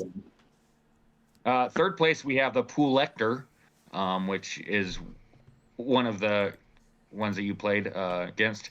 He actually went undefeated until top 4. So he was 7-0 going into top 4. But yeah, he had the Collector with the Dream Ruby, the Flute, Universal Weapon, Prime, Elsa, Bloodstone, Trick Arrow, Space Ghost, and Shatari. With Fortify, I Must Have It, Pim Particles, Rivalry, Soul Siphon, and Keaton. With Banana Pile, he did a bunch of healing, Turnover Desk, and Heart-Shaped Herb. Now, the one thing that I will say about this team is that I'm sure he's going to be kicking himself for this too, is he lost by 5 points in his top 4 matchup, and those 5 points turned out to be The pin from particle, one right? shots. Yeah, Or the in one the mirror shot, yeah. match. Oh wow. So, yeah. Sometimes when you don't want to use people have to remember, like, you're going to be paying those 5 points, and it could cost you, because it would have been a roll off, because he lost 80 to 75. I'm not sure which one he would have used, but yeah, it's really interesting that it actually came down to a one shot for him to lose. Yeah, that Dream Ruby, the 4 through 6, is just ridiculous. And I still think that they swapped those point values, because there's no reason why this is 15 points for what it does, and then you have that. The ring, right? Or something. No, it's the helmet. The helmet that gives you power or cosmic energy, and if you already have cosmic energy, it's 3 through 6 willpower. That is not 25 points. No. Okay, that's it. Me giving cosmic energy is pretty good. I don't. No. So- That is not 25 points compared to this. That if you already have shape change, you after resolutions you deal the attacker their printed damage. This is not. If it was something we- where you could use that and still be equipped with something else, it would be worth 25 points, I think. But it's also taking up the spot of equipment on whatever figure you're putting it on. Are we in our part of the thing where I get to complain about equipment? You can take a second. I just think the Bloodstone's way undercosted. I just do. It's 10 points, look at right? that. There you go, right there. So the Bloodstone and Dream Ruby are the same cost as that object. That gives you 3 through 6 cosmic energy willpower if you already have it. Like that right there doesn't seem right. Yeah. They're the same cost. You get the Dream Ruby and that. Yeah, the Bloodstone should have been 20 points, easy. Well, I mean, giving regen's good, right? It's great. You get regeneration on a piece. Awesome. But to shut down essentially steal energy, the herb, and everything else across the board for your opponent for 10 points? Good lord. Come on. We have fanboys signing. That's the issue that's been coming up. Fanboys. Ever since Masters of Time, realistically, you can look at it, and including the Iconics before that. It's all fanboys that don't know how to properly design for balance. They just want to make broken stuff, because if everything's broken, then everything's fine. I have no problem with it being included in Bloodstone, Ulysses Bloodstone, or the Bloodstone name cost. Like, that's fine. That's thematic. Yeah. But I think it just should have been a little more. Because it's just absolutely. made so much other equipment Useless. basically useless. You're just mad about the soul gem and silver. Or in gods. I mean, I am. you have Amit I'm too. mad about the Amit's soul gem. God. Yeah. Amit's now, like, poison for 10 points. My girl. She's literally just poison. It's like, rip. The Blood Axe? Yep. Sure. Okay. The symbiotes? You playing those now? Just the ones that now give shape change. Yeah, probably. Okay. So yeah, I mean, yeah, I am upset about the soul gem. I'm not gonna lie to you, I love the soul gem. It just made support way more valuable. Is all it did. So don't forget that you have to actually have the Bloodstone equipped to someone. If they die, you don't have the effect anymore. It's not just a map-wide effect like Beetlejuice or something like that. So I understand. It's a very strong way to should have start. been more. But once than you 10 start, points. once you start fighting though, like that piece is a huge target. Mm-hmm. I agree. I saw somebody actually lose their Bloodstone. I think it happened in the finals actually. The collector took the piece that had their Bloodstone, and Rob stole it. Yeah. and then he had 2 and Ricky had 0. So it's obviously like a good play. You should play it, but all you have to do is just go kill the piece that has it. Yeah, like my team haven't- doesn't have Bloodstone on it, but I'm okay with just murdering the person with Bloodstone, so it's fine. Yeah, no, the Dream Ruby I have more of an issue with, just because when you look at the pieces from the same set, for 10 more points, all it gives you is a 3 through 6 willpower compared to this. That, I mean, Well, yeah. and it doesn't just do that though. It also gives you barrier. So it's barrier and then Exactly. shape change. That if you already had it, like now you're dealing it. That's not 15 points when in this. And you can say, well, that was a different set, different philosophy, but this is from the exact same Iconics, where you have this object with 15 points, do this, and then you have another object that just gives you 3 through 6 willpower. How is 3 through 6 willpower worth 25 points? You're just Ever. basically saying that you're not sure if they made a mistake when it went through quality control. Oh, I'm 100. I can guarantee you that just like Carnage Silver Surfer was not supposed to be 50 points, that's one of the worst kept secrets. This Dream Ruby was supposed to be 25. There's no way when you look at the other objects and what they do for their point cost in the same set. Honestly, I understand the how the bloodstone functions. If you get it off the person, it doesn't affect everything. My whole thesis is that it should have been more expensive than 10 points. Yes. Which is totally A board wide effect is a board wide effect. So that's a pretty great board wide effect.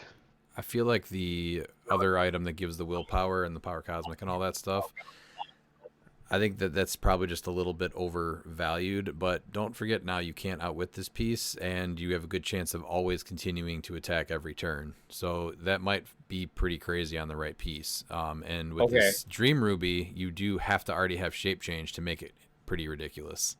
Oh yeah, but all you need to do is give this to a piece that has like, I don't know, like there's a Spider-Man family with. They could also have the team player. And that one scroll pog, it doesn't say where it is. So now that scroll pog is going to be a 4 through 6 shape change. Yeah. okay. For I'm gonna push back on your comment about willpower because no one is playing Bast, and yes, she doesn't grant the protected outwit, but it's literally I grant willpower. It's Well, 3 look through at the 6. Galactus Herald model. It's 3 through 6 willpower, and you can't be outwitted. If you already have it. If you already have it. Yeah. You weren't stating that. You were just stating, the power cosmic and the willpower. You have to have power cosmic printed on the base to use willpower 3 through 6. I think when she was made, or when that item was made, they were just overvaluing power cosmic. Yeah, but I'm not even the Dream Ruby for 15 points of Pouch of Sand. It's just an extra target and incap. And if they have incap when they use it, you just heal a character 1 click for each hit character. Like that's 15 points. That makes sense. The Dream Ruby for dealing is Just barrier in itself is worth 15 points. That's like true. let's be realistic. Yeah, at I least agree. 10. At least 10. Like barrier's worth at least 10 Yeah. points. But then you're taking So a now power you- action with yeah. whatever piece you put it on, and maybe that's not That's fine. why you are That's doing true. that instead of not attacking. Yeah, of course. You can put this up for 15 points. You can put this on a support piece that already has shape change. And you're like, man, like you could have like perplex, you could have outwit, and like you want that option to also have barrier. So now you can either be TK or barrier. Do you want Madison? Yeah. You want Madison to now have a 4 through 6 or whatever? Or whatever she- Madison. You give that to Madison. And now she has now barrier. twice. Yeah, she's barrier, and then now she has a 4 through 6. Or she has a shape change. That That can if they try to attack her, they're going to deal her printed damage. 100%. Sounds solid to me. Pete, can we expect Oh. that to be on one of your builds? I was already considering that, but you boys already brought it up, and I don't. Dan's lying through his teeth. That Dream Ruby's getting played constantly.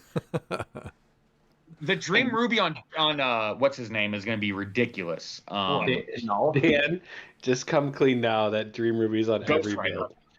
Ghost Rider? Ghost Rider. So now, you put this on Ghost Rider, and you put that Scroll Pog on Ghost Rider's team.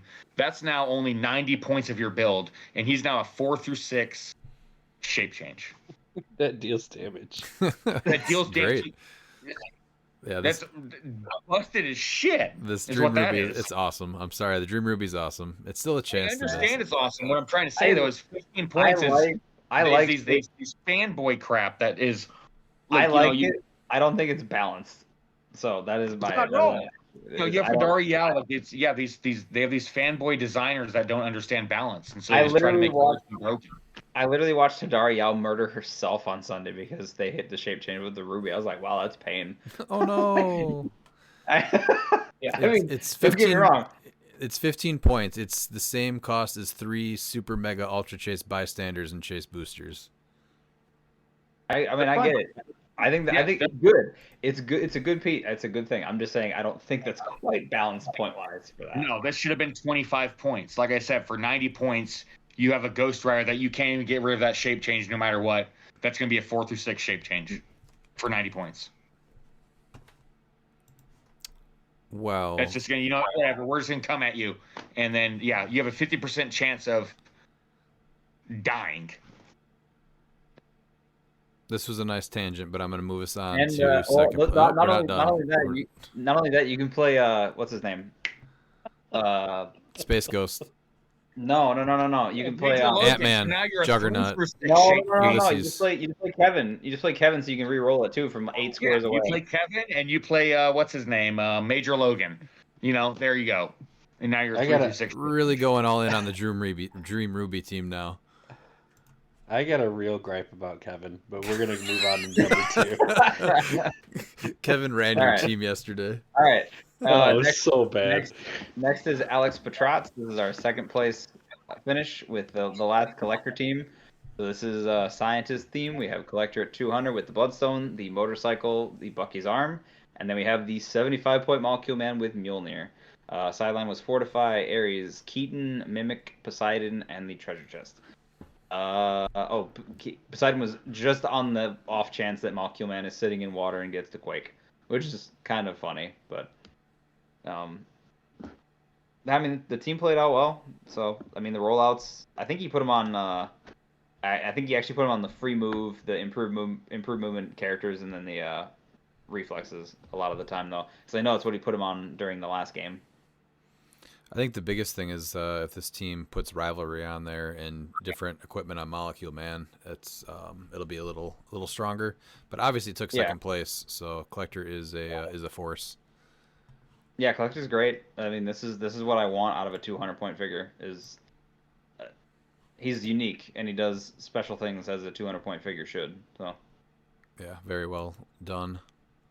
I'm excited that one man is providing another man on this podcast with one because he's a gentleman and a scholar.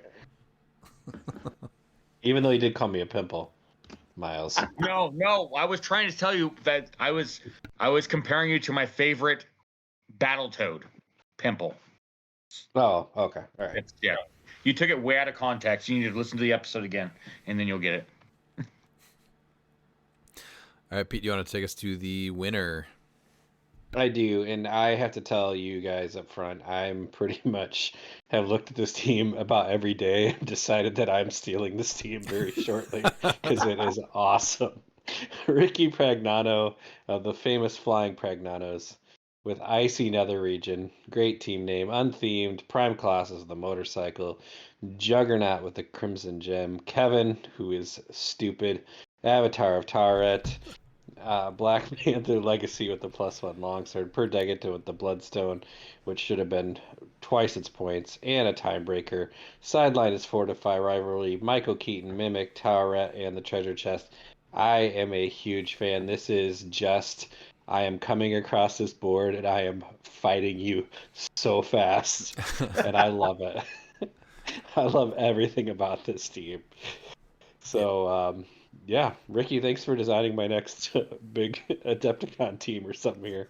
I appreciate it. Yeah, every match that I saw that he played, it was Colossus and Juggernaut were just trying to Eiffel Tower the other team pieces over and over again, just beating them down. Eiffel Tower, they turned them most of the time into the Leaning Tower of Pisa. It was, Man. they were just running through people, and then that last match, it was really just Colossus and Juggernaut that were going back and forth with Collector, and Collector was able to take out like a piece here or there of Ricky's team, but it was just the rerolls from Kevin and the probs that he had on his team where kept him in the the high defense from the motorcycle. Yep, The close that was text, what kept yeah. him in the game. Yeah. And then he did call in Beetlejuice, which we'll get into, I think, later into the questions. And that was able to slow down the free actions from the collectors. That was a really big play. But it wasn't, I don't know how to say it. It was a pretty intense match, but at the same time, not much was happening. No. But I mean, they were fast. They were fast turns because it was like, well, you have one guy that basically has an OMA with collector, and then there was this team who's just like, all right, punch, punch, punch, reroll, punch, and then out. So. Yeah, it was so many rolls in that game, but this was the one that I got to watch the most of, so it was a pretty cool final match. Even though it wasn't, it's hard to say. Like, it wasn't exciting, but it was intense. There wasn't a whole lot of move and attack or anything like that. They pretty much just met in the middle and just kept rolling dice. Which I'm all for. So. Yeah, I agree. But yeah, thanks to everyone that did show up and played. We had another awesome event. No arguments, no 20-minute turns, just an awesome group of people that wanted to come and play and compete. So congrats to Ricky Prignano for taking first place. And with any big event, we do have some rulings that not everybody might know. So I will let Dan take that. Oh, you didn't know? All right, so we had a lot of funny niche rulings, but I'll cover the other three first.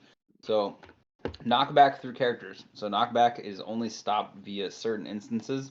So, not through characters if it is down the diagonal. So, if you have like the characters don't create the pinch, you can just knock a character down like a diagonal. They do, or what is it? Yeah. So it's pretty good though. So that one's a little more niche that I don't actually see come up that often, honestly. Next one is, so walls on maps go through all elevations, so you can destroy a wall that looks like it's on like an extra or the next elevation up with the closest destroy. So. Judge, And then, yeah. I have a question. Oh, yes. On that piece of crap bunker map that everybody plays, Yeah. and the changing elevations, that Yeah. rule clearly applies there. Exactly. Yes, you can Excellent, destroy the. thank you. Yes. Yes. Just making sure everybody out there knew that, because that came up several times. Also on the new mansion map, if people don't like playing on the mansion, you can do the same thing. And then another one is the big arrow blocking placement, the timing. So like the big arrow is you choose a hit character, and then after resolutions you do quake, in the square chosen. So you might not always be able to drop a wall, or sorry, the blocking thing there. So because like there may be characters there, obviously, because you may not have KO'd the character that you hit or something. There might be debris there because you can't place the blocking on debris. So it just depends like when you're able to do it. But you can still do the quake from the big arrow. You're not generating the blocking terrain that they say is on the card. Another one was why the ruby works. So the ruby says if you can already use shape change, so it's built like the rings. It gives you a bonus if you can already use the power. So that's why it works in combination with, like we were talking about, you can get the 4 through 6 shape change. And then another one is Namor versus Black Lantern Batman. So this is the Prime Namor. So Black Lantern Batman, in his special outwit, is he can outwit through grave markers. But Namor says that if you already have Dolphin, you have to be adjacent to target them. So Batman has to be adjacent to use his special outwit. Even if you're in a grave, yeah, as long as Namor is not in a grave, he has to still be able to be adjacent to him in order to outwit him with the special outwit power. So, and then the last one is, this came up because we had a lot of plant teams. If you place terrain on top of the plant marker, you're basically nullifying that plant marker, because in the comp, it's only the top marker that like becomes whatever the terrain is, and then anything underneath it has no effect for any like in-game effects. It's there, but it doesn't do anything. So that is another way to deal with plants, is you can just blanket over the plants with something else. So. All right. Thanks for those updates, Dan. That's going to bring us to listener questions. Your ass better call somebody! First, we have Joseph Coleman Harrison. After Juggernaut winning Kenosha Icy, is it safe to say people slept on that piece, considering how crazy his damage potential is with that attack power, which can get around stop clicks from Death Metal, Kong, etc. Seems like he was overlooked by everyone reviewing Collector's Trove. I think he was honestly definitely a sleeper. There are way more pieces like him that just aren't played simply because they aren't broken and no one's talking about them or trying to build with them. He's a perfect example of taking a piece that you want to play and just making a build for him and making it work.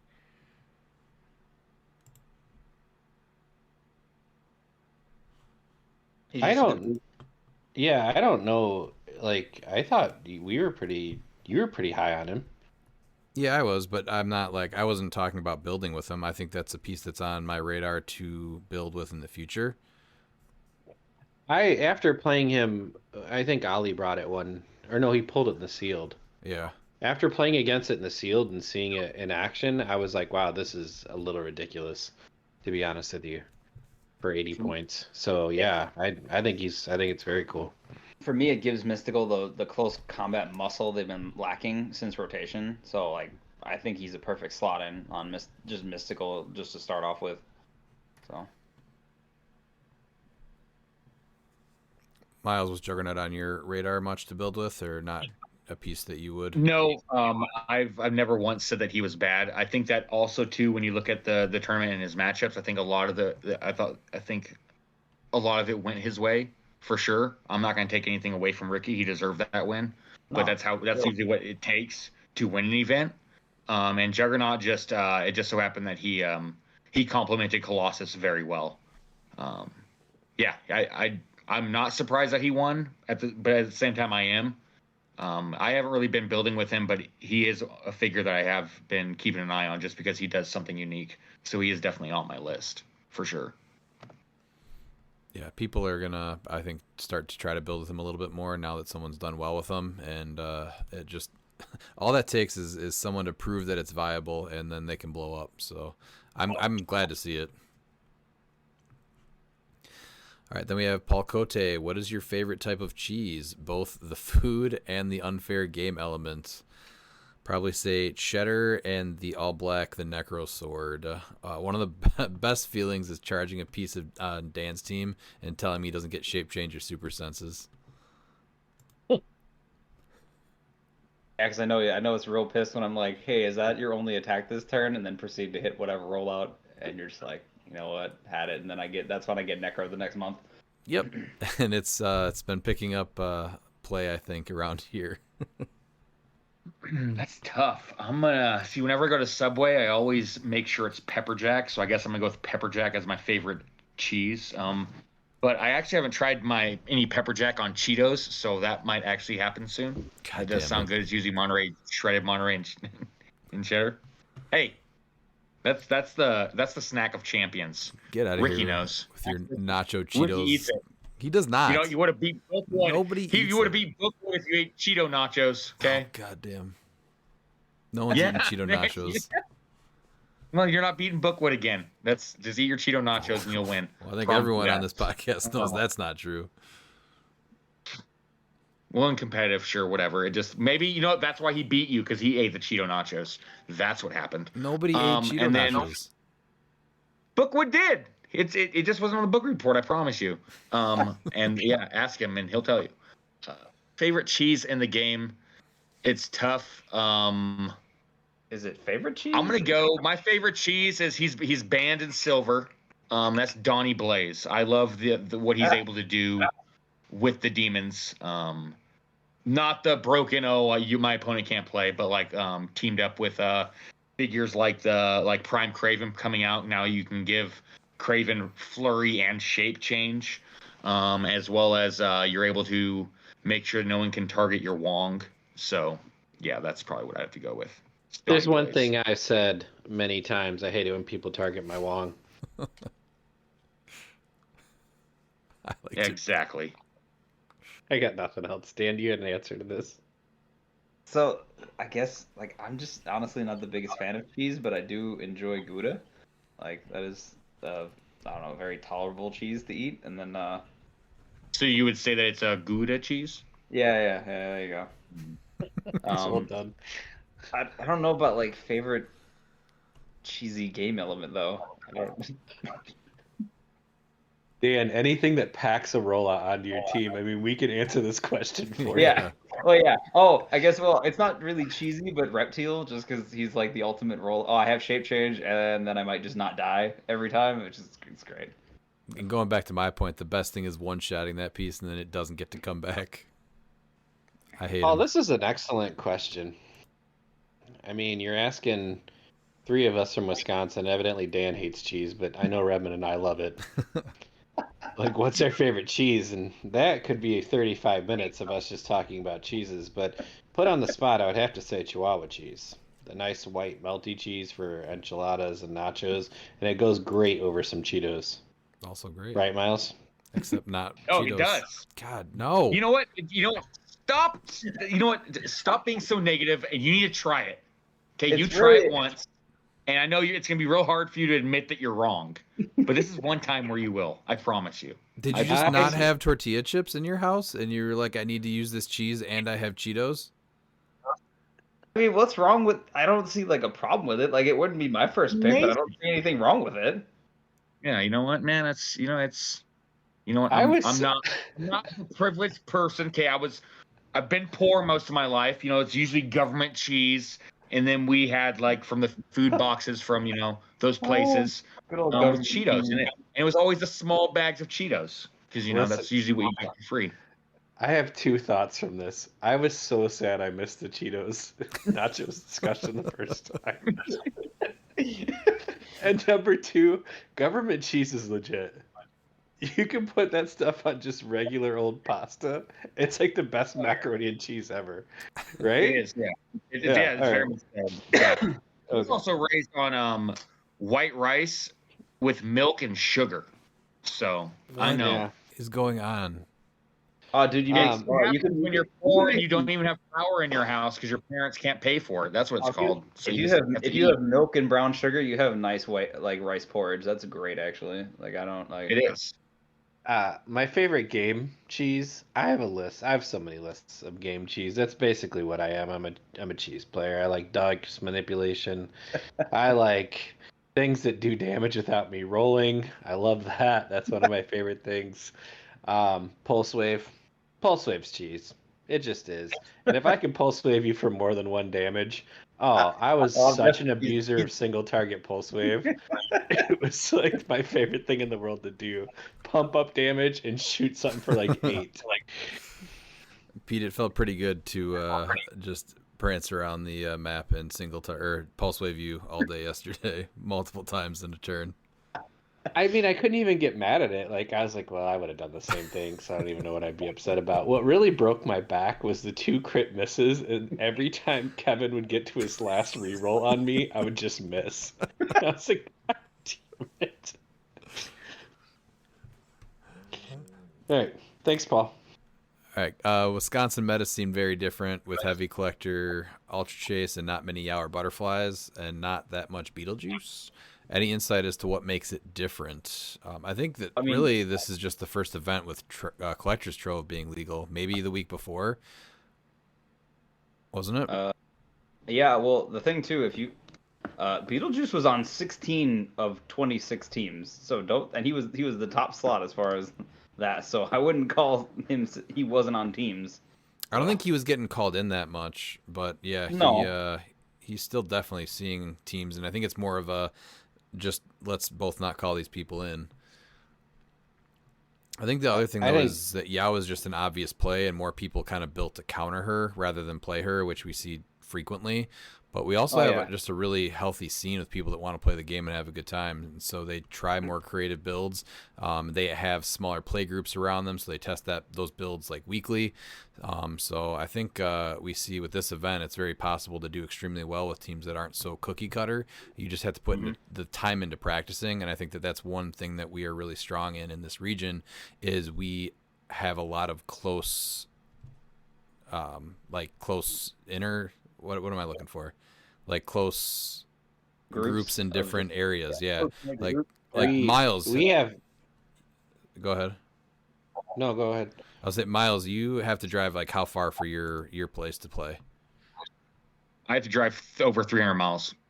Right. And so we play once a week, and we get really good turnouts, I think, relatively weekly.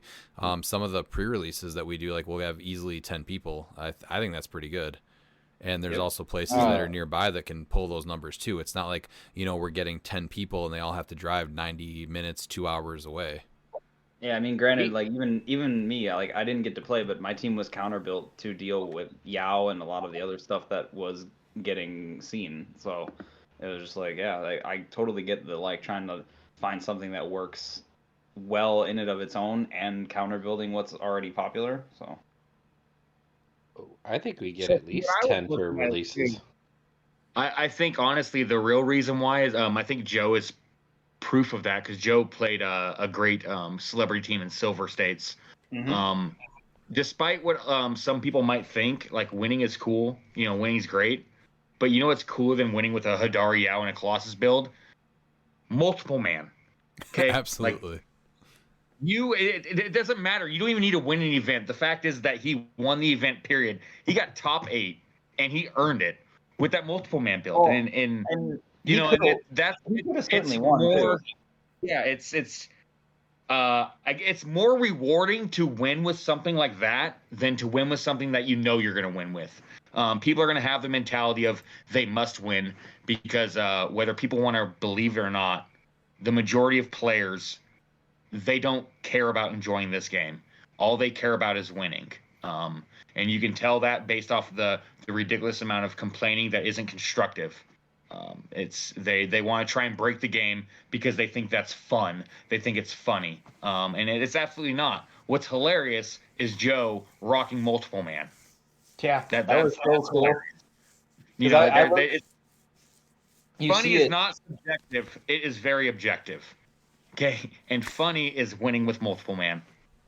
Yeah, well, I looked at his build and I'm like, what does this do? And then you see it in play, and Exactly. it's Yeah, like, it's oh, that's wild. Like, hilarious. yeah. That's greatness. So yeah, I think it's more just we have pockets of groups like that, and we have the time to play and put stuff like that together, see what works and whatnot. So I think that's what we have going for us. I'm not sure what it's like where he is, but I know, Miles, you suffer from that a lot, and I know plenty of other people that do not have a weekly gathering, and it's really just like theory crafting on HC units, maybe roll 20, and that's about the extent of it. Yeah, and No. it's honestly really hard for I don't know about anyone else that's in the same position as me, but like when you literally don't really have an opportunity to play for like 2 months, it's really easy to get into that headspace that you're like, why am I even playing this? Like I'm losing passion. It's really hard and it's very disappointing. But I mean, I still try. It just sucks that like it's like including gas and that it's close to $300 for one trip, and that's just for a local in Oregon. It's it it's it gets expensive, and that doesn't include what I have to pay whenever I'm going out of town, Well, or I mean out of state. just saying, there is a place for you here at any point in I time. understand that. I got 5 kids and a wife in school. I've been, I told her, I said, aren't you a little too old for school? But apparently you don't say that. So If you can make your farm and all that other like wildness out there you got going on, I'm sure you can make it here. oh no, I could easily go out there. I'm sure if I probably went out there right now, I could probably get a job guaranteed. And yeah, If it's you- just tough I trying to could figure get- out kids. I could get I you a have no job. problem with it. Yeah, I have no problem with it, but leaving her alone with the kids while she's in school, that's just. Oh, I know. It's I'm just rough. saying I could get you a job tomorrow had that been. the Oh yeah, case. no, and I would if it was possible at the moment, I would. Yeah. Do you guys I wanna just want to add echo anything? what's Yeah. been said.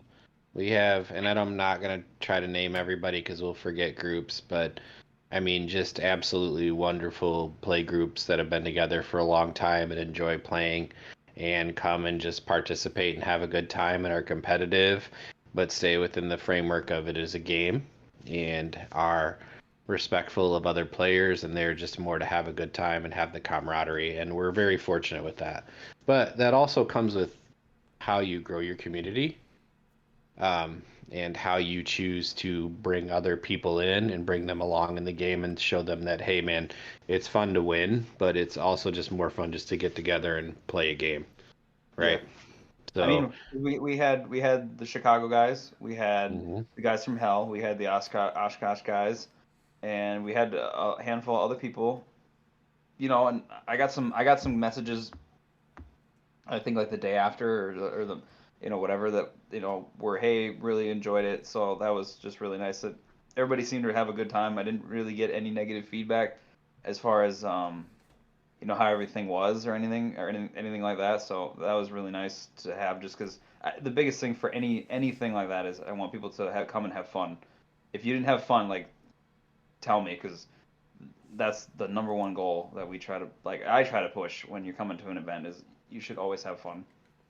Which around here, I think Right. you honestly do. Oh yeah, for sure.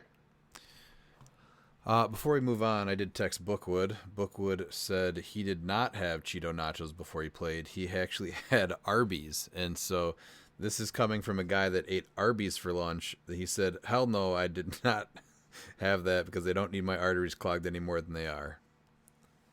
So there's your Cheeto nachos, Miles. I mean, it's probably he's not telling you the truth, Redmond, because he He's not thinks telling he's you the got a truth. secret. I'm Yeah, literally in his DMs right now. yeah, yeah. I'm It's asking just him right now. like Hulk Hogan never did steroids. No, he said it publicly. Oh, well, if you said it publicly. All right, moving on to Konstantin Savitsky. What from the new modern meta will make it to silver? I think the number one piece is going to be the Ultra Chase Collector, just because of the silver equipment that he has available to him. And then Universal Weapon and Bloodstone. Like Pete said, there's so many ways to heal, especially in silver. Bloodstone says no. And now you can give any piece you want, any weapon for 10 points. Or any power for 10 points. So those are my choices. Shots are gonna make it. Obviously, the one shots are gonna make it into silver. Like they're good. Like we know they're good now. Like we've seen them in play. They're good. Yeah. So. I think Mystical has a really good chance in silver, so I think that Juggernaut is going to be there. The one shots, and then the Darkhold chases. I think have a really good. Agatha on Fantastic Four swap is insane because you get the free Darkholds, and then you just swap her. Yeah, I think that's going to be a little cheaty tactic people use is getting that free stuff you can add in and going back to the swap teams. I think that's going to be bigger in silver going forward. You can do it Strange too because he's got Avengers, or I think Scarlet Witch too. Yeah, you can do it with either one of them. So, and she's 30 points, so you can just be like, all right, bye. Yeah, I think that's going to be more prevalent when silver ramps back up. Pete, do you have an answer? Konstantine's question? Yes. I think Hidara Yao is on the move to silver. For sure. I like that he's not Collector's Trove, but oh no, New modern meta, Daniel. That's fair. I just wasn't counting her as quite like new. I also think the Ruby will be everywhere. Yeah.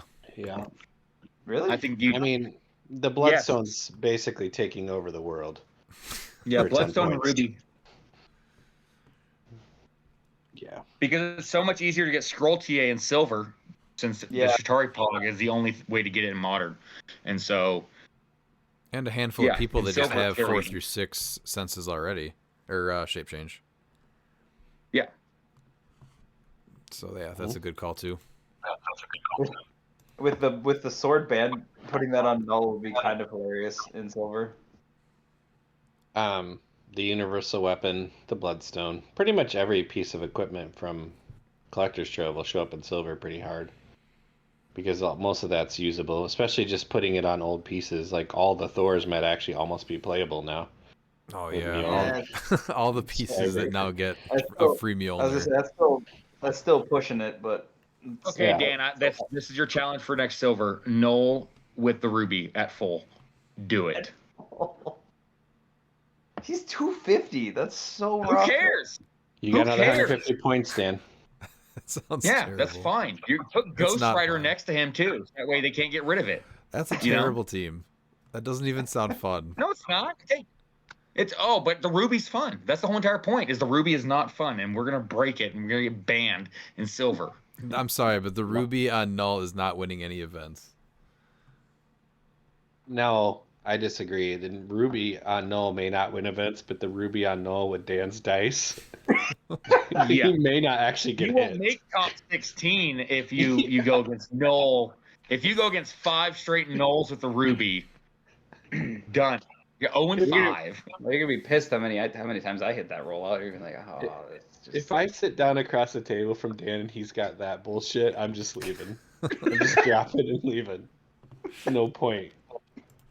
When I hate myself, I can do that on my own free time, not during clicks. All right, moving to Joe Ruffing. Any ideas to improve the multiple man build? Joe, I'm still not clear what the multiple man build actually did, but it looked awesome, so I couldn't give you any advice on how to improve it. Yeah, I'm not really sure. So, you've increased their longevity, you've increased their damage output, you've increased their like other stats. I don't know of a good other way to like buff them in any other big manner. I guess that's the weird part. Is like, what else do you do to them to make them better at that point? Is there like an equipment that like spreads anything out? Oh, maybe like the emo mod. That's the only thing I can think of is like the emo mod. That might be, but that's for like silver. Yeah. Modern, I don't know.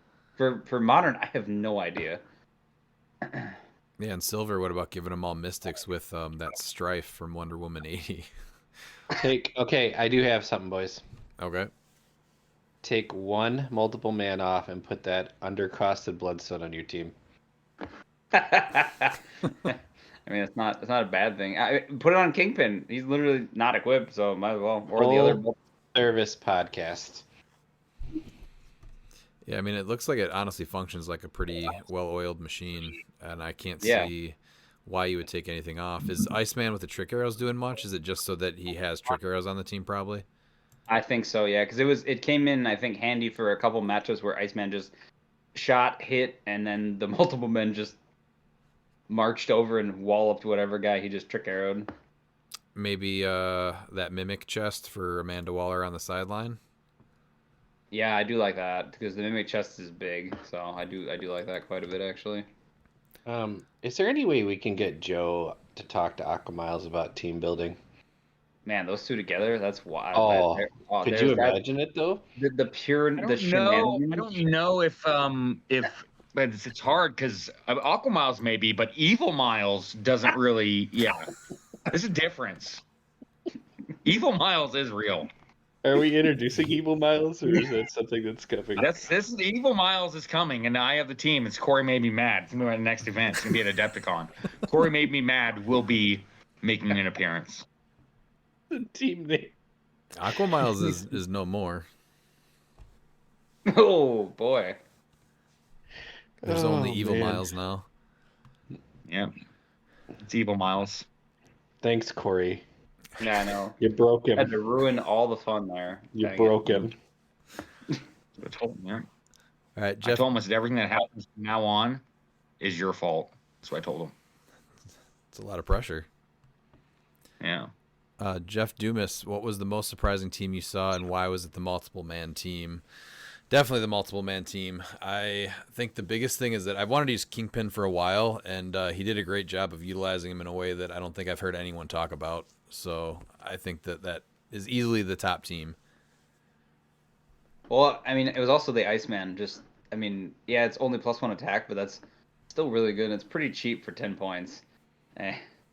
So for 30 points, that's pretty cheap. I mean, it's like him and Kingpin are basically a third of his build, and just to be able to make the multiple men 12 attacks, then all the empower is wild. What about does he need the Iceman? What about 30-point Shadow instead? Because he's got so many ways to up the attack. Shadow with the trick arrows? Maybe Did that. she get him for free? Isn't she a marksman?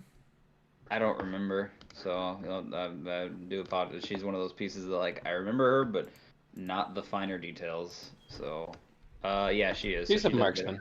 Yeah, Yep. so 30-point Shadow with the trick arrows, I think I might like more instead of Iceman, because I don't think that +1 attack is needed with all the other ways that he's just boosting everybody. And then bringing Yeah. down the defenses with the Masters of Evil. Yeah. Or not Master of Evil, Hydra for her. I'm assuming. Wasn't the big thing Masters of Evil with the wild card? Yeah, but it was for close attacks. Hydra's for range attacks.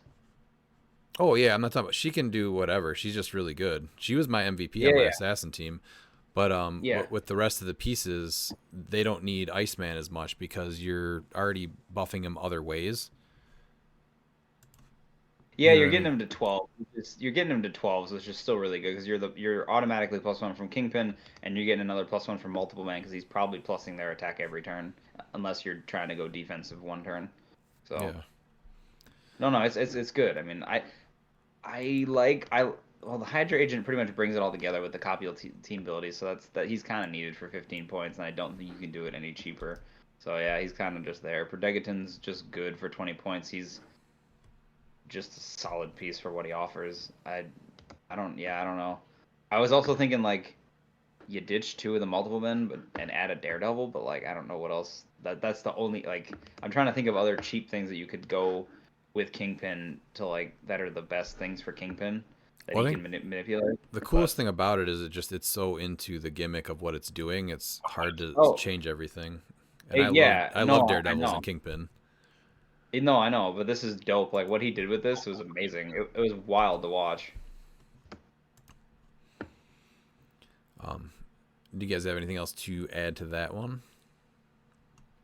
No.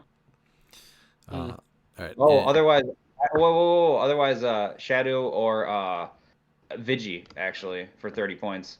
Flight, he's passenger too. That's the big thing. So if he can carry up 2 of the multiple men while he's running, shotting for, I know it's only 8, but still, like being able to just, all right, I got 2 Hydra guys next to me, and that seems pretty solid. Who's doing that? Vigilante from the Oh, the legacy because legacy card. he gets the arrows for free. So and he can make multiple attacks a turn. So that's kind of huge if he's for like an opener. It's Yeah, pretty that's a good big. option too. And he's 30 points also, I think, right? Yes. Yeah. And that also lets you put another multiple man on there or the Bloodstone on Kingpin, which is probably Exactly. better. Yeah. No, I like that for sure. Bloodstone on Kingpin is probably going to be the best call. I think it does need Bloodstone. So I would ditch Iceman and put the trick arrows on someone that can equip them for free that's 30 points and Bloodstone on Kingpin. Yep. Are we answering Jeff's question or Joe's question still? We went back to it a little bit because it came to us after we started talking about. He was talking about the multiple man team. All Pete. right. As he was asking what was the most surprising team of the event overall. And then the shadow thing came to me, I think, and then we went on a tangent again. I think the other one was like just the Juggernaut. Any team that had Juggernaut on it, like I said, I really like Nate's team with Doctor Doom because I think a lot of people were sleeping on Doctor Doom and he's really good. Yeah, I liked that play as well. That one, and I know there were 3 Ultra Chase collectors, but the one that used the Chitauri, that build with the flute and all that, I thought that was a really cool way too. But number 1 was multiple man. Yeah, that is definitely the number 1. In hindsight, what would you change about your team? I think my team played a little different with the swaps I made before the event. So the universal weapon didn't come into play. We were kind of talking about that earlier. So I would take that off, and then I'd need that fortify one shot on the team just because I feel like that would have been a game changer in 2 of my games, especially the last one against Bookwood. So I think I have a couple of simple tweaks to make before Champion Clix Open in Orlando, but we talked a little bit about that already, and I think I'm set with those little changes that we made. And if I bring out Keaton but plan on sending him back to the sideline before my opponent's turn, do I still need to arm wrestle Miles? No, that's totally viable. Yeah, Jeff, you're totally fine. All right. That seems counterintuitive though, but sure. Well, no. So what you got to look at is you have to look at it this way. So you're going to call him in. Let's say you have a Vibranium, and you're just going to use him to use that improved movement, destroy blocking, and then you're going to load up on Vibraniums. Okay, gotcha. Yeah, there's a reason why to do that.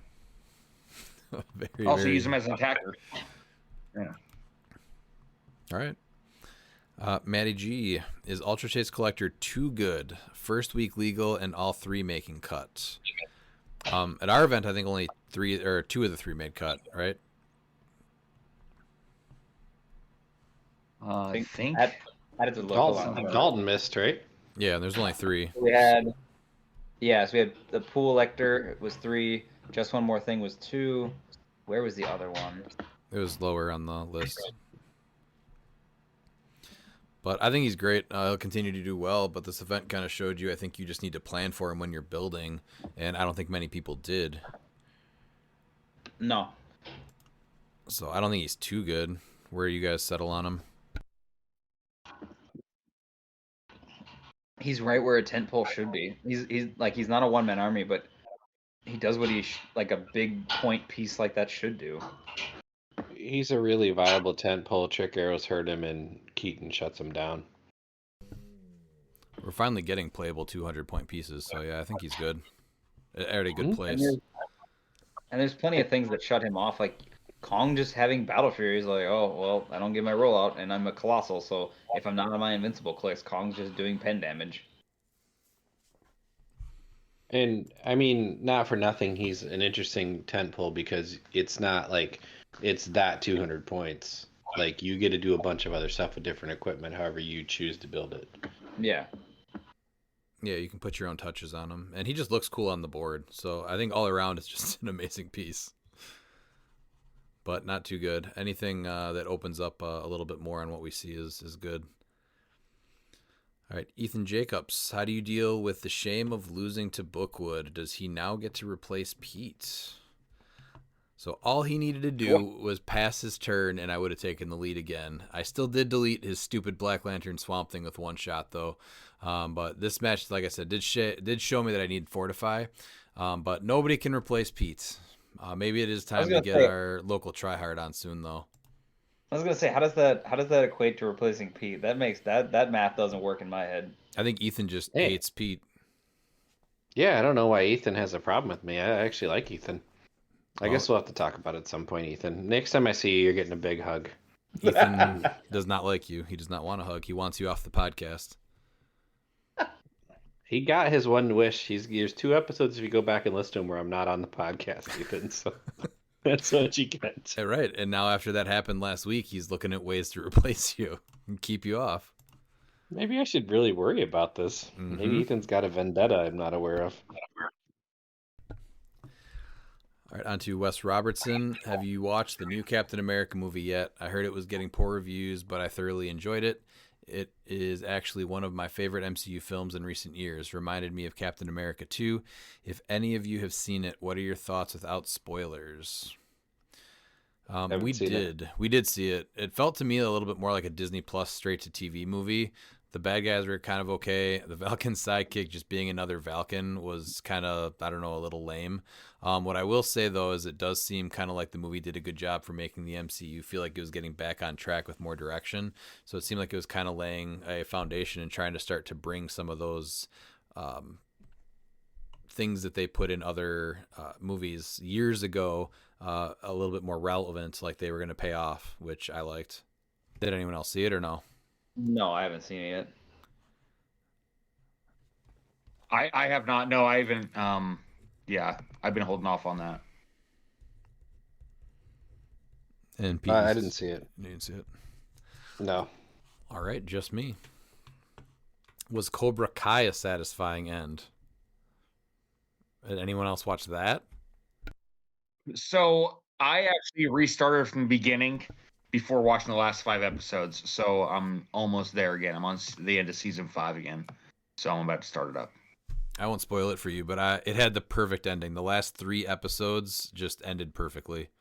So you will not be disappointed. Perfect 80s feel to all of it. All right, and then 3. For the record, the only reason I missed the Icy Regional was because Lady Westpool has been sick and she needed me. But I'm not scared of Rebgorn, especially if he loses to Bookwood. I have a crit hit with your name on it, Rebgorn, and I'm coming for you. Well, Westpool, that sounds like the talk of a scared keyboard warrior. Maybe next Red, White, and Clix event you'll be able to try out your luck. See you then. Ryan Bookwood, local tryhard. Hey guys, Superior Ryan Man here. Just kidding, relax, Redman.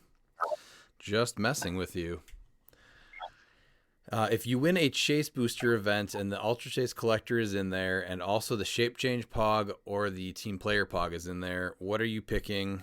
It's very sad that it's a real scenario now. Also, did anyone else play the Multiple Man team? If so, how did you do against it? I was a little shocked to see it, but for some reason my dice were with me and I overcame it thankfully.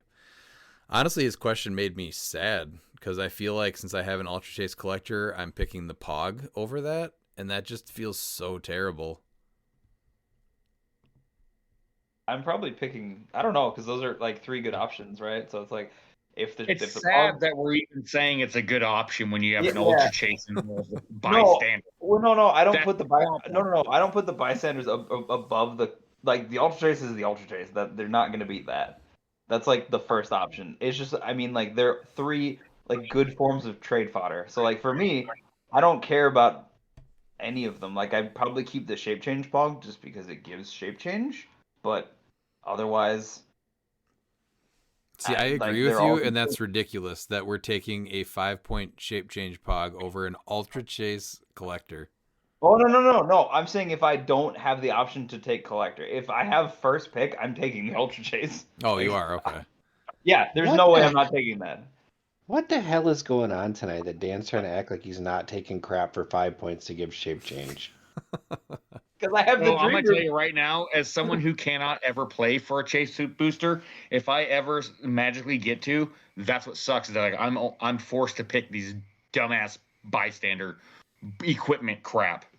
Honestly, this is the team player pog is going to be expensive.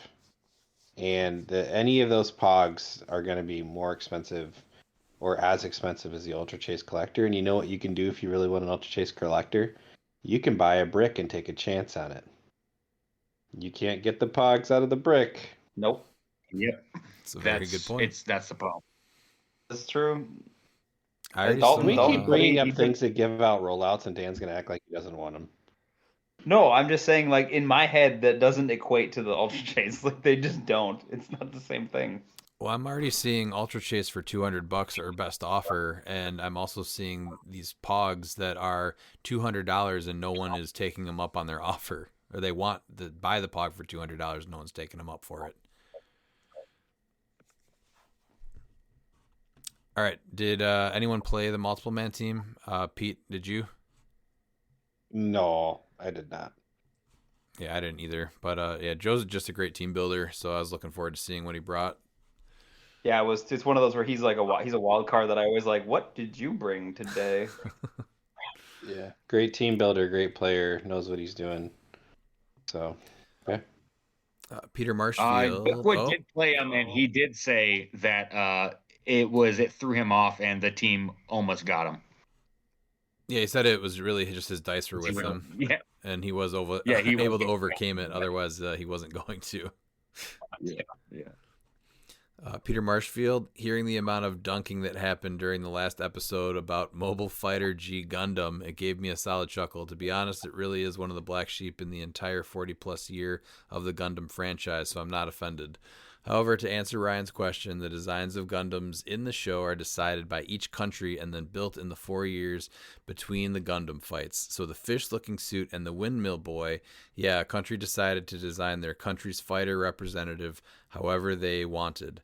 Some of them are definitely pretty poor design choices, but hey, it was the 90s in Japan when the show aired and the mid-2000s when it came to the US, and we still stereotyped a lot of people back then. Anyway, enough about that stupid show. Well, Peter, I do appreciate the information, but if you talk about this stupid show one more week in a row, you're going to get a 1-week ban. Whoa, we're banning people now? If we're So talking before about you this read stupid this Gundam next show. paragraph, I didn't watch it, Peter. I just read the synopsis from Wikipedia. So sorry I didn't get to your. Yeah, that's it. This is the second thing from last week that I was really sad I wasn't a part of the discussion, the Cheeto nachos and the Gundam discussion, because when you truly annoy Redmond with something, this gets a certain tone of voice, and all you hear is "That's stupid." We're done with it. That's stupid. We're moving on. Yeah, I love it. It's not a debate. It's just I don't want to deal with this anymore. We're just moving on to something else. And Let's talk about it. the fact that you guys just kept talking about it made it even better. Now to move on to our Gravity Falls segment. Miles, I'm disappointed. You didn't even call out the wildest part of Tourist Trapped. Did anyone else catch it in the first time? No one has watched it yet, I don't think, right? Or Pete, do you know what he's talking about? No. I just pretended like I did, and I read the synopsis from Google Wikipedia. So that's all I did. I cheated. You'll have to continue watching. I don't for know more what details. he's. I mean, I've watched it. I don't know what he's asking about though specifically. He must have something in mind. So it's a fun show. You guys really should watch it. It's not that bad, Miles. It really I does just end can't up do it. okay being a 2010 animated adaptation of your Monster of the Week X-Files. On a different note, G Gundam has a slight influence on the season finale of season 1. Oh, that's sold. Redmond's watching it now. You just G Gundam, Gravity Falls. That's sold. You are one hell of a pitchman, Peter. Damn. Yeah, I'm sold too. All right, that's it. Peter, I Things feel amiss, like you might be undoing all of your hard work at this point with the G Gundam stuff. Anyway, should we just get 80s and 90s animated TV show set? Yes, I totally want that. I've mentioned on a couple of different shows, but I'm thinking of some other things like Street Sharks, Dragonflies, and The Real Adventures of Johnny Quest. Anyone else familiar with these? Unrelated fact, I moved around a lot. Perks of being a military kid growing up, so being exposed to a different show outside of the U.S. was always interesting.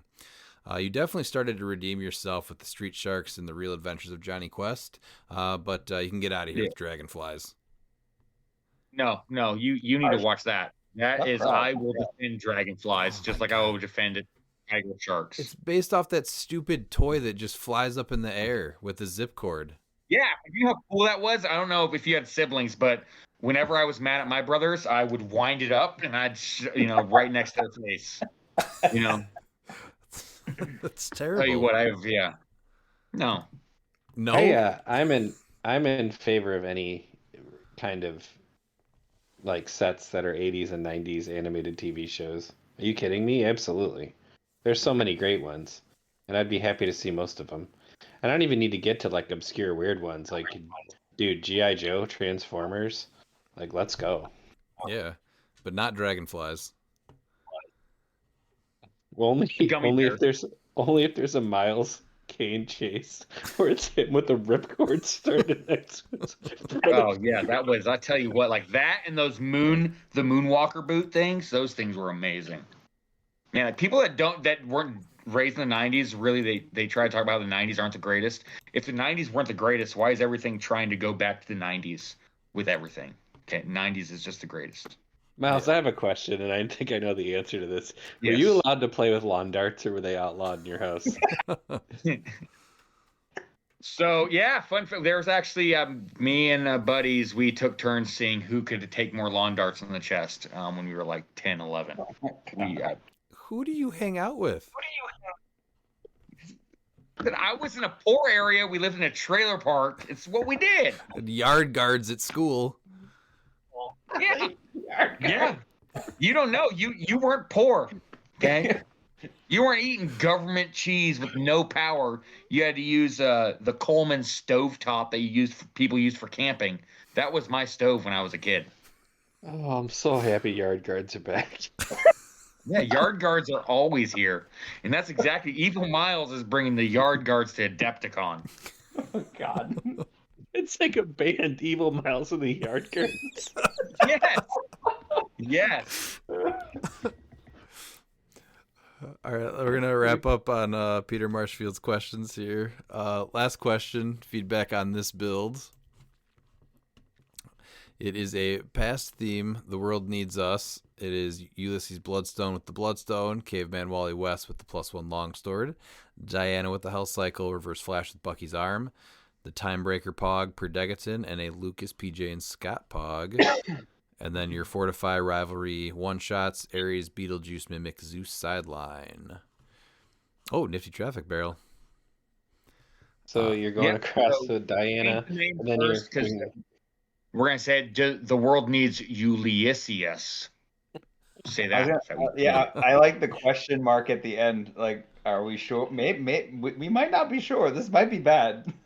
That's a Yeah. much better team name. Nicely done. The world needs Ulysses. I think it looks pretty strong. Yeah, I it's a mean, good Alpha Strike team with some yeah, good yeah. follow-ups.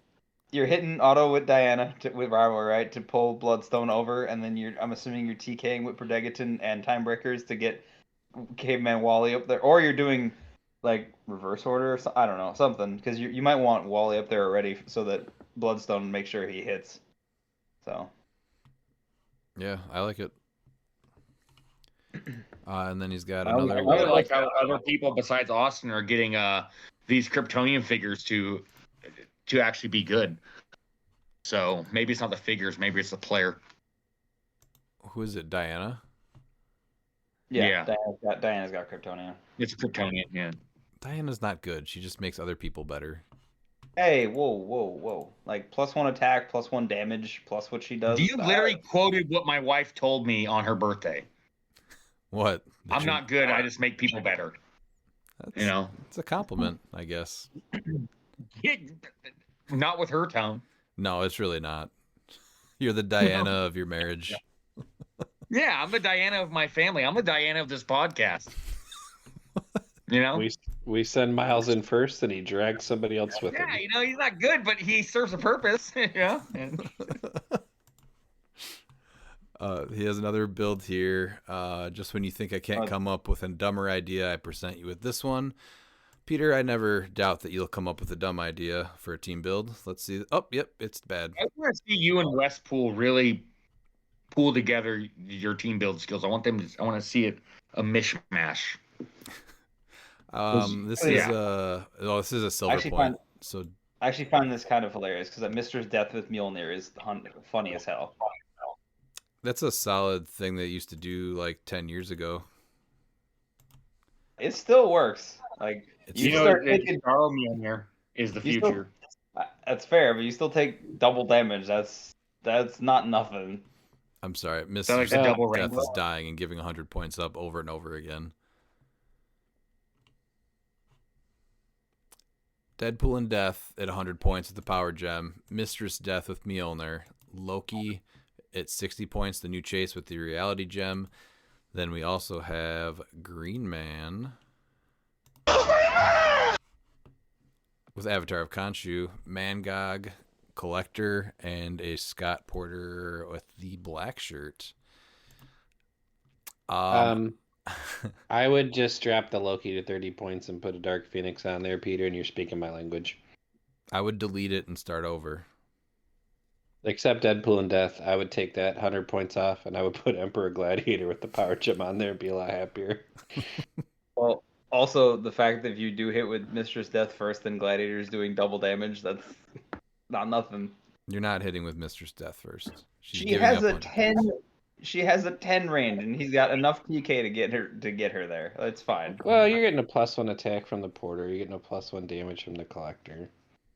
You got some community rerolls. He might hit. Okay. Go ahead and run it. But it won't be this version. I'm not playing Deadpool and Death. No, I was specifically talking about Mistress Death with Mjolnir, not Deadpool and Death. I'd rather play Mistress Death and Deadpool.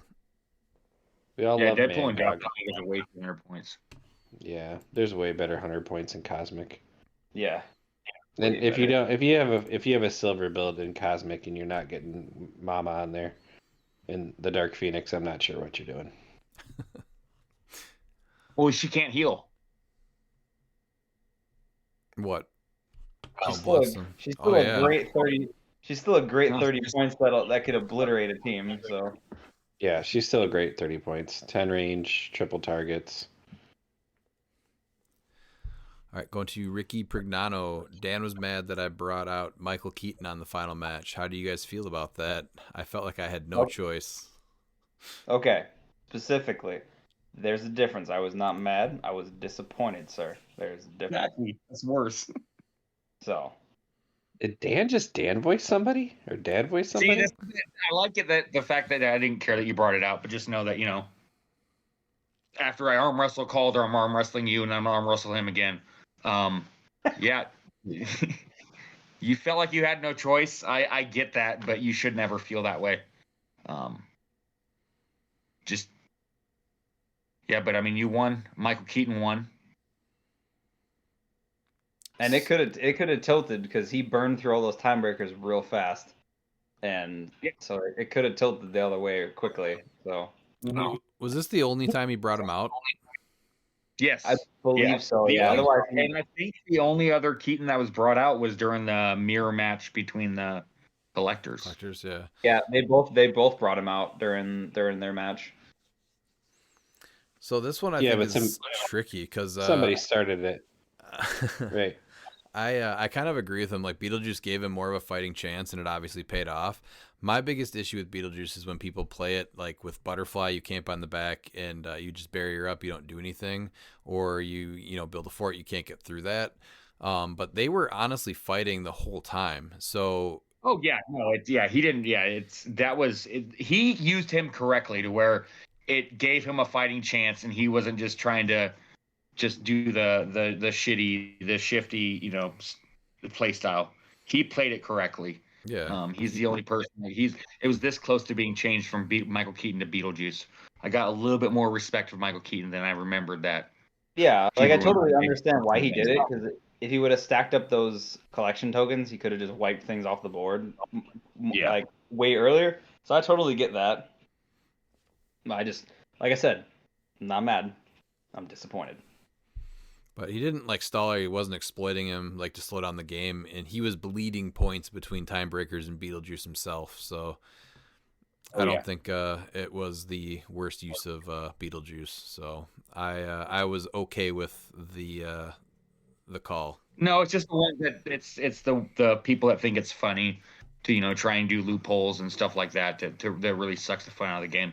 He didn't suck the fun out of that game at all. That game was fast paced, not a lot of free actions, and like I said, he was funneling points out, and he was just doing it to where Collector wasn't just gonna delete him off the board because he has Impervious, which doesn't help against Collector. Mm-hmm. So yeah, those figures in 3 turns. I mean, by turn 3, he'd be able to delete Colossus, Right. or Juggernaut. So. All right, McConnell Lamar. Hey, gents, I hope you all had a blast at the Icy Regional. I'm looking forward to the 2v2 tournament at Highlander Games in New Jersey on March 1st. Plug? What plug? What one modern age figure are you looking forward to using with each of the pictured equipments? Oh, wait, where was the picture? I don't actually see the picture. Didn't have it. There's no pictures on here. I'm not sure which ones you're referring to, McConnell. Oh, you know what? They're probably like, it's probably a joke. Like they're supposed to be like the bystanders, but since they're not really objects, you don't really have anything to represent them. I'm not sure if I'm putting that one together. I don't know either. No, I think it's a mistake. He's probably just forgot to add the pictures or retry or something. All right. We might have to come back to this, McConnell. Maybe ask the thing. Oh, I don't see any pictures either. Sorry. We'll follow it up. How awesome was that multiple man team? Dude, everyone is on this multiple man team, and yeah, it was awesome to see. It was really cool. That's the kind of cool stuff you get to see in the Midwest. You become a legend as a HeroClix player when you prove that a team like that as a meme team is good, more so than if you just play what everyone thinks is good. That team's not a meme. That team wrecks. Oh, it's 100% a meme team of just multiple mans. It's good. Yeah. It's 100% a meme team. Yeah, I'm not saying it's bad at all. I'm going to throw all these multiple mans together. It was a well-oiled multiple man machine. You can play fun and you can play good stuff together. That's what Joe's proven over and over again. Yeah, Good Miles approves.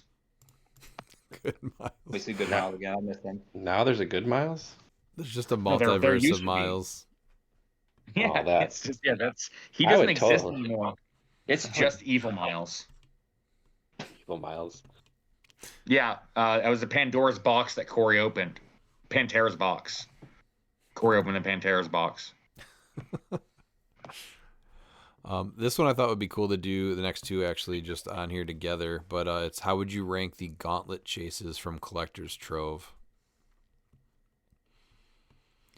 So it's Loki, Deadpool, Thanos, and Black Panther. We're gonna say Deadpool is the worst one, right? Yes. I would rather actually have. I think Common Thanos is a better gauntlet user than Deadpool. That's fair. I'll play 300-point Thanos every time over that. Yeah. It's tough. I think Thanos is probably the third worst. Honestly. No, I don't know. Like, I guess 'cause I saw him used with Cap Wolf, and that's amazing. I'm talking about main force. I'm talking Oh, specifically main force. I'm trying to gauge them as like their overall utility of different ways you can use them, and I think that's awesome. When we were doing our It's still hard set, for me to put him above. when we were doing our set review, I kind of started getting sold on him. So I think that honestly Loki would be next, then Thanos, and then Black Panther. That's for me at least. Yeah, no, Black Panther's number one for me, and I think Loki and Thanos can be there. Yeah, Loki's utility though to be able to do the dumb stuff with the Chthon damage, Like Loki for the selfish stuff. reasons. Panther's probably the best gauntlet chase. So I think he's very underplayed at 125. I think I don't think you ever play him at 50. I think him at 125 is. especially with Where how it's good at. Wakanda is, and him being 125 points, you can make a real nasty team real fast with this guy. Yeah, I'd like to see someone do something with him. Again, those free 3 Infinity Gem one shots are pretty good. And you're not if you do those, you're not locked in like the Darkhold ones where you can't play any other ones either. No, but they also they count towards your sideline, so there is that you got to think of too. They don't you don't pay the cost, but they do go against your sideline. That's true. So it's still good though. Those gem ones are better than people think. Like I've been using the power gem, and I've rolled a 10 or higher. It's a crit. That's huge. Yeah, that's worth 5 points in the right instance. That's 10 points. They're all 10, but that's that's right. That's yeah. Pete, did you and there's 0 points until you actually like flip them though too. So it's not like it's taking anything away from your team, and so you're not losing those 10 points until you decide it's the right time to use them. Pete, what did you rank these at? Panther, Thanos, Loki, Lady Mastermind broken off of her base, and then Deadpool. Okay. Yeah, Lady Mastermind will always have a better record at Worlds than Deadpool. That's facts. That is a fact. And honestly, actually. I could flip Thanos or Loki just depending, but Thanos is my kind of nonsense. So There is a 0% chance that Chase Deadpool will win 4 games at Worlds in one tournament. There's your challenge, Wes. Yeah, there you go. Listen, let's just get Wes to make wrong. it to an event, then we'll start talking about challenges. That's fair. That's the first challenge. Make it to an event, and then we'll talk challenges with team builds. Adepticon, that is perfect. All right, he also asked about the Darkhold chases. This one I thought was a little bit more interesting. I'd put Doctor Strange at 4th, right? Yeah, I got him at 4th, yeah. but he does. I will say he does perform better than you think. Like he's No. Even though these are ranked 4th, I wouldn't put him anywhere near the bottom of the gauntlets. Yeah, honestly, I think all 4 of these I think we're also rating this, where Deadpool is 8th, and and then we're moving up the chases in general because I think all 4 of the Darkhold ones are better than the Gauntlet ones. I would say so, absolutely. Going back to the beginning when I was talking about disappointing, opening a booster and getting Deadpool with the Gauntlet, pretty friggin' disappointing. Yeah. In fact, I believe Mr. Chef Nano did he get 2? Did he pull 2? They did. Ooh, Yeah. that's rough. 2 Chase Stranges and a Chase Deadpool. Oh, that's That's what what it he was. pulled. Oh, okay. And then 3 Prime Iron Mans. Whew, yeah. At least Prime Iron Man's good, except you can't play him in multiples. Yeah. You cannot. As far as the dark holds, I would like my ranking is Agatha, Doom, Switch, Strange in Okay. descending order. I have Switch underneath, right above Strange. I got Agatha at 2, and I got Doom at 1. After playing against Doom, Corey made me do it. He there's it's you take off a 1 shot and he can just draw range and draw or count range and draw lines of fire from friendly characters named Doom bots. So he's just attacking full map. It's pretty dumb. I saw Nate do it, and I'm like, oh yeah, that's Doom wild. I think Doom has the highest ceiling. Yep. Specifically because of his keywords, because he has ruler and warrior and scientist. Oh, his Well, warrior. Wow, that's dope. Yeah. So and in Silver Latveria. Yeah. And he's Doctor Doom, so you can get a lot of stuff going on with just that name and the map bonus and stuff. As far as more Absolutely. mastermind fodder, so he'd just be a nightmare to kill. yeah. Agatha's just more my playstyle, and her. No, with no, I have her at number 2 as well, but I think that the reason why I'm putting Doom above that is because Agatha's gonna take a lot more work to get to work compared to Doom. Oh yeah. I would go Doom, Agatha, Witch, and Strange. But Agatha's really, really good. No, absolutely is, yeah. Yeah, I'd She's be just biased. phenomenal. Number 1, but yeah, it's I like her in Corey. silver. Corey, If I'm playing her in silver, she's getting at least one of the rings. So like at least like I would think Nightbringer and probably the energy explosion ring, just because then she's an offensive stick that you don't want to ignore. Yeah. See, I would put Agatha first, and then I'm having a really hard time now with Scarlet Witch and Doom, but I still want to put Scarlet Witch above Doom, and then I Doctor think once you Strange. see Doom played, I think that will, because that's what it took for me is playing against him. Like once you see Doctor Doom actually played, I think that really will put him above Switch for you. Yeah, You should have seen what Doom was doing. I was like, oh yeah, It's crazy that it's in practice. He's much better in practice than on paper. Yeah, if I see him And he's pretty played, good on paper. I could see him going up a notch for me over Scarlet Witch, but I think I'm gonna stick with Agatha as number 1 still. I don't think you can change my mind on that one. No, it's I don't have a real problem with Agatha at 1 or 2, but I think it's clearly Agatha and Doom, and then the other ones. Yeah. And Scarlet Witch is great. Like she's phenomenal. Yeah. So those are really great chases. Remember when somebody said they were poo poo? yeah. This is the most disappointing. You know what? It's his probably HC units because he probably has like dial-up internet. It probably had all the same chases because this is before the pictures were shown when he saw it, and it was just all Deadpools. So he thought those were all the 8 chases. All right, going to John Michael DiGiulio. What would each person's reasonable solution be to an errata for Beetlejuice if he allowed for free during the resolution of costed actions, but still prevented use of powers that were exclusively free actions? What would be enough, or maybe limiting his name tokens to only non-autonomous characters? I think he honestly, after seeing him played a little bit more, this weekend, I think he needs to damage characters that have a point cost, and above that though I'd like to see it within range, not that he makes the free action thing happen. He still just makes too many pieces unplayable across the map.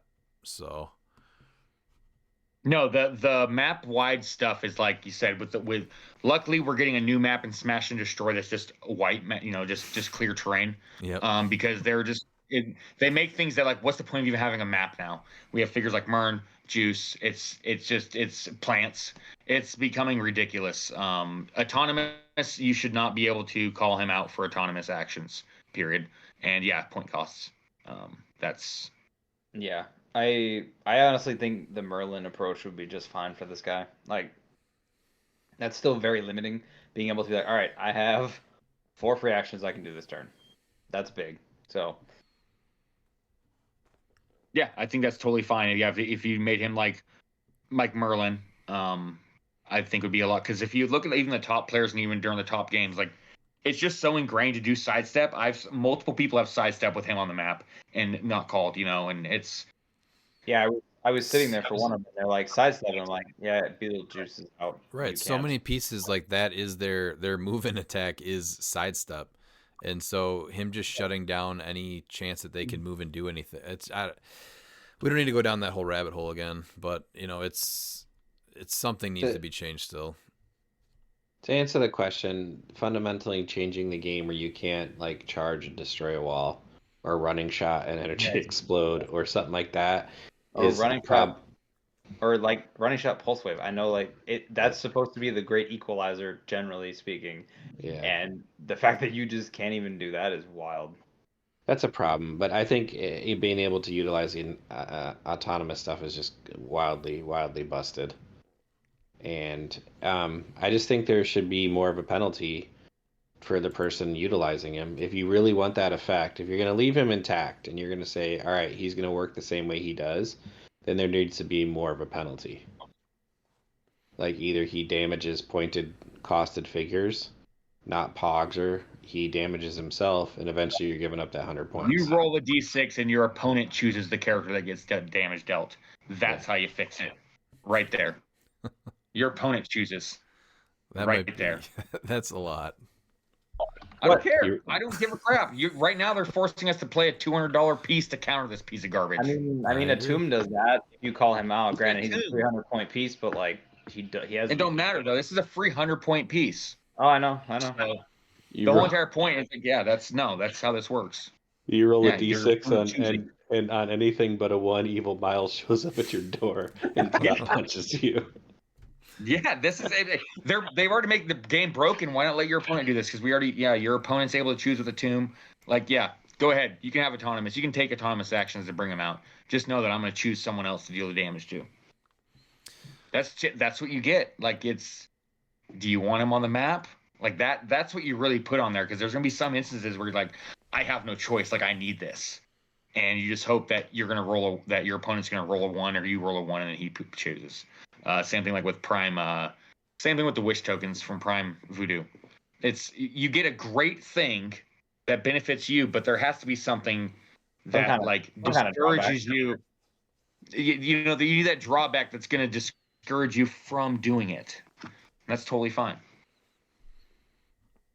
Now, I will say he is going to be a massive issue main forced in silver, so I hope he just gets banned in the format altogether.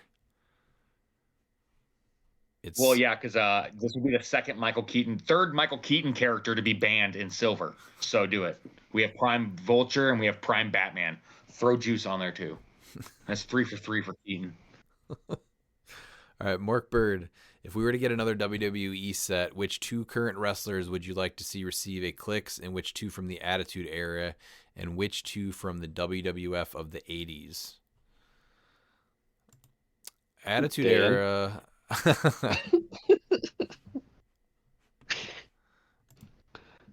Dan, what you got? Attitude Era is really easy for me. It was my favorite feud. It was a lower mid card, but I think it was amazing. It was for the European Championship, which we're gonna get with them. We're gonna get D'Lo Brown with his sweet chest protector and X-Pac. That's the Attitude Era. I liked. I think Y2J and Edge would be mine. I at least know who those 2 are. I feel like, didn't they do most of the Attitude? Well, maybe not when they were in Attitude Era, but I feel like they made a lot of those guys or at least they're already in the WWE cliX, right? Or am I... No, there's only like 3. Oh, is it 4? really? Realistically, you have Shawn Michaels, Triple H, The Rock, Stone Mankind. I guess there's a few of them, but yeah. And Undertaker? Yeah, but they're also from like it. That's like they were also wrestling then when those clicks came out. But yeah, that's fair. I was just thinking generally, like when I'm looking over like who was active during that era. I guess that's what I'm thinking of. So yeah, no, that's why D'Lo Brown and X-Pac. What about the 80s? Market. See, this is where it gets tough. Like I want to grab them cakes with JYD. But Ooh, yeah. Let's see, the '80s. We already have the Ultimate Warrior. Rick Rude and Mr. Perfect. Those are good picks. Mark Bird asking solid questions again. Man, 2 attitude errors. I would either go with. I would need a Road Dog Jesse James and the badass Billy Gunn as the New Age Outlaws, or I would go with Edge and Christian. Those two from there, the '80s. I would have liked to see Ah, more that- tag teams in the Hero or the WWE. Yeah, the WWE. Yeah. Yeah, that would have Yeah. been cool. Could you make it? Could you imagine like sideline active, like the hot tag? Yeah, that would have been awesome. Yeah, You could have done like- so much more with the WWE I was, stuff. or I was even thinking then if they're both on the field, then they get like a bonus. That was the only other thing I was thinking. Yeah, like sideline active, or if they're both there on the field, they get a bonus. Yeah. So many things. The '80s. I would go with one of the the two great villains that are very underrated. The Honky Tonk Man, one of the greatest Intercontinental Champions of all time, and I would go with the $1 Million Man, Ted DiBiase, because everyone has a price. I just went with classic Hogan and Sting. I think those are two that should have been made or should have seen the light. Yeah, that would. I mean, like Hogan, I know, so that's fair. Like, yeah, I'm surprised he never got made during the original WWE run. That was wild. Well, he was in the series 2 that never made it out. That's what I mean. Yeah, but I'm surprised he didn't make the initial cut. Yeah. Honestly. Yeah, definitely. Or he might not have been with WWE at the time actually when they made the set. Now that I think about it, he might not have been like in good standing with them. Oh, yeah, that could be true. Yeah. All right, what about current wrestlers? I would have liked to see Seth Rollins and Brock Lesnar. Oh, you're gonna make Miles so mad. I hate Colby. I hate Colby with. Oh God, I hate Colby. I want them to make him just so I can buy everyone and just destroy him. To go current wrestlers, we're gonna go with Kevin Owens and Sami Zayn. Ooh, those are good ones too. Yeah, Brock's a good one. I love Kevin But he's not Owens. even currently wrestling. He's still an active wrestler. He's not in a little bit of a place right now. Yeah. He wasn't He's under Attitude contract. Era. He was what was the other one? Ruthless Aggression Era. Ruthless Aggression. Yeah. So I guess maybe that's not even a thing. What's the new era? What's it called? The new era is the Netflix era, I think. Isn't it just called the new era? They just changed it. Yeah. No, there was the PG era, and then they had a new era. I forgot what their name was, but no, as soon as they went to Netflix, it was changed to the Netflix era. They're break it down or something like that. Yeah. That's a terrible name for the era. Yeah. You know what? That's why, because it's fans, the younger fans, they're naming it, and that they're horrible at naming stuff. Yeah. Younger fans are horrible at a lot of things. Yeah, they ruin a lot of things for sure. All right, who guys? It's funny. Two current wrestlers. I'm just really thinking about this still. Man, that's a good question. I really like the Kevin Owens pick and Sami Zayn. Oh, you I have thought to you do those were two okay. together. That's good. Okay. I No, thought you were I- going to say LA Knight and Joe Hendry. Those are key guys. No, I do love Joe Hendry, but he's more of like a recent like Lancewell from like the social media stuff. I would probably go with the best bout machine, Kenny Omega. If you haven't watched any of his matches, they're all pretty much worth watching. And somebody probably from WWE. Who would I pick? It'd be They a made good Roman. idea to pick WWE since the question is if we get another WWE set. My fault. Okay, I missed that. I missed that key part. So they made Roman, right? They did not make Seth. Correct. Um, He was in he was in series 2. He just didn't get made. Braun Breaker is super fun if you're watching any of the current ones. That guy's unbelievable. So he would be cool from one of the new for one of the new WWE guys. and then probably Walter / Gunther, whatever he's going by. All right, so Braun Breaker or Brawny James? Braun Breaker. Okay, I just want to make sure we're on the same page. Yeah. Yeah. Dan, Good question. Dan, do you have anything for current WWE wrestlers? Rey Mysterio never got. I mean, he's still active, right? Yes, I he don't- is 71 years old. Dan always answers Rey Mysterio, and he's got a good chance of being right. Did you know that Rey Mysterio is the same age as Larry Zbyszko was in 1997, and Larry Zbyszko looked like he was 100? Thought that was interesting. This, It was. Well, he never got made, and every time I've seen him perform. no, does a that's really good that's job. 100%. That's a good choice. Yeah. Pick number 2.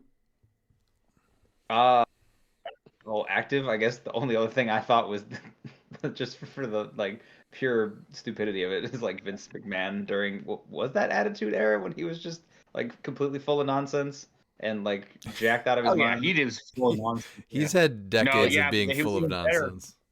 Yeah. Yeah, he was even better in the ruthless aggression though, because that's when he had put on the do rag and beat. Bobby Lashley. There we go. I need do-rag Vince McMahon as a figure. I don't know, We man. do Like need that. like Attitude Era Vince McMahon, the Mr. McMahon.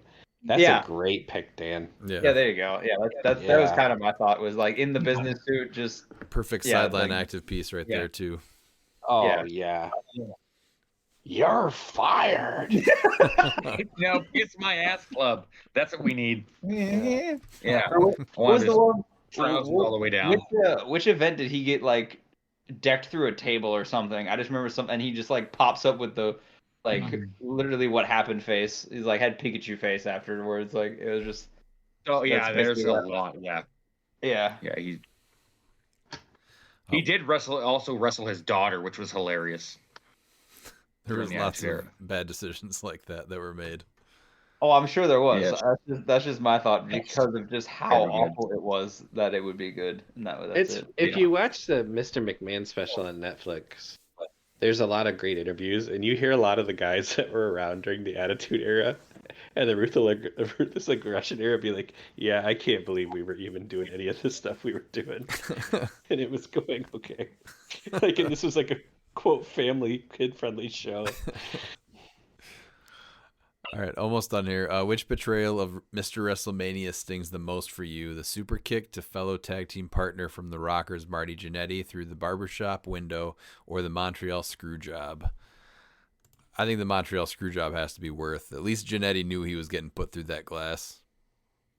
Nope, neither. Nope, neither. Because that doesn't work for me, brother. I'm gonna take you back almost 20 years. Okay, July 4th, 2005. Okay, we have a dream team of Hogan and Shawn Michaels, and that selfish bastard Shawn Michaels just had to know. So on the birthday of America, he super kicked Hogan.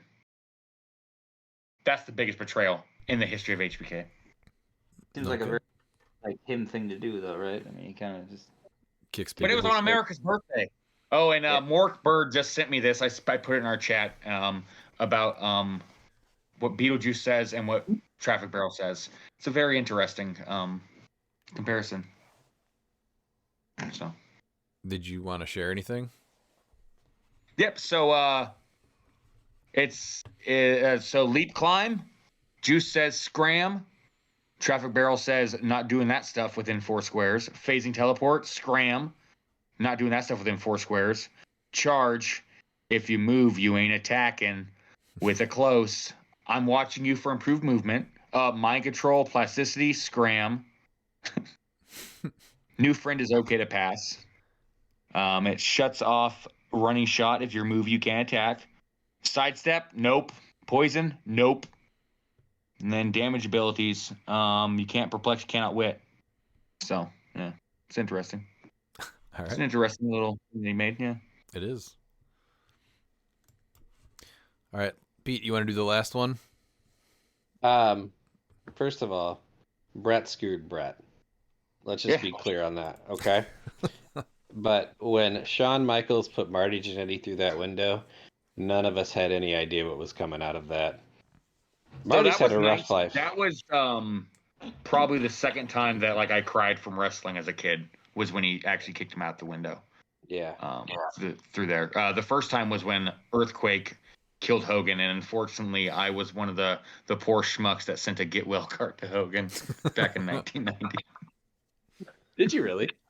Yes, I did. Miles, have I I had ever my dad- told you? Have I ever? I Because had we're my dad write completely it for me. derailing this now. Thanks, Mark. Have I ever told you my Hulk Hogan story? No, let's hear it. Everyone needs to hear it now. All right. Picture this. 1988, right? 10-year-old Pete at the Metro Center in Rockford, Illinois. When they used to record all their shows at once. There was a guy that Mr. Fuji was managing at the time, Killer Khan, who was doing the Great Muta spit and was beating everybody. And Hogan had to face him. Now, I wasn't really keen to wrestling too much at that point to realize how orchestrated everything it was and that Hogan wasn't losing on a random Monday night to some dude named Killer Khan. But Khan was just killing people with the green mist and the death grip. I was like, well, how else Hogan gonna get through this? Like, nobody can stop this guy. This guy's unbelievable. So it's like a long taping. It's like 6 or 7 hours. So like I'm basically half asleep in the chair, and then Hogan's music comes on, and I'm down at the sideline, and I'm like just banging on the little rail, and I'm ready to go. And I was just so stressed out, and so it's like, how is Hogan gonna recover this guy? And you know what the Hulkster did? That was just mind blowing to 10-year-old me, and I was like, that's why he's Hulk Hogan, and I'm not. He put both hands up in front of his eyes, blocked the mist, wiped it in Killer Khan's eyes, big boot, leg drop. 10-year-old me went home happy, and I showed up next day at school with my brand new Hulkamaniac t-shirt, and I was the talk of Whitehead Elementary at that point in Rockford, Illinois. Yeah, Hogan. Yeah, that's amazing. That's my Hulk Hogan story. That is amazing. Now, what do you want me to do, Redmond? Well, now that you made a Hulk Hogan story, I'm probably going to tell this pretty bad, but there's this video on, I think I saw it on Facebook. It might have been TikTok. I don't know what it was. Miles, you probably know what this movie is, but Hulk Hogan, like he wakes up in like this cave, and oh yeah, that's not a movie. That is not a movie. Oh no, it's a WWE skit though, right? It's WCW where he goes to the Dungeon of Doom. The water's not hot. So I watched that video, I don't even know how many times, and then I go into the comments, and someone's like, all right, Hogan, we need you to put the water over and say how hot it is. And he's like, that's not going to work for me, brother. It's not hot. My Hogan story was a pure of heart, like childhood moment before you realized like all the things that Hogan was and wasn't. Like he was truly like the great American hero. Okay, this so guy was let's selling be everything. clear. Hulk Hogan is that American hero. Terry Bollea is not Hulk Hogan. Let's just put this chaos. Hulk Hogan is part of my childhood. Terry Bollea was not, and I will always defend Hulk Hogan. I will not defend Terry Bollea. Dan, any Hulk Hogan stories? Yeah. So when I was a kid, Last year.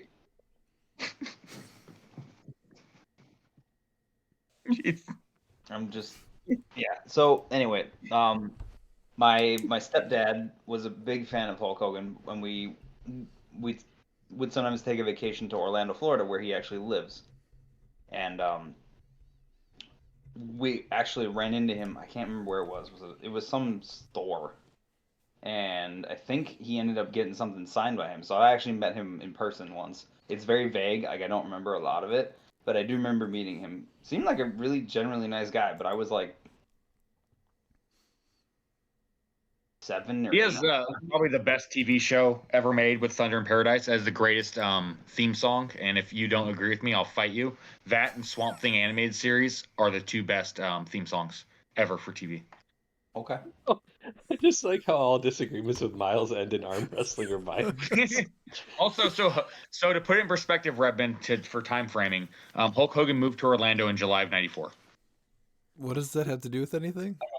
If he was questioning whether or not like the accuracy of my statement, I'm assuming. No, I just thought he's like, so you mean yesterday? And I'm like, I wonder when that is. Yeah, and it was '94. Okay. Yeah. That checks out. All right, Pete, do you want to Finish the line. Read it out for me. I got you.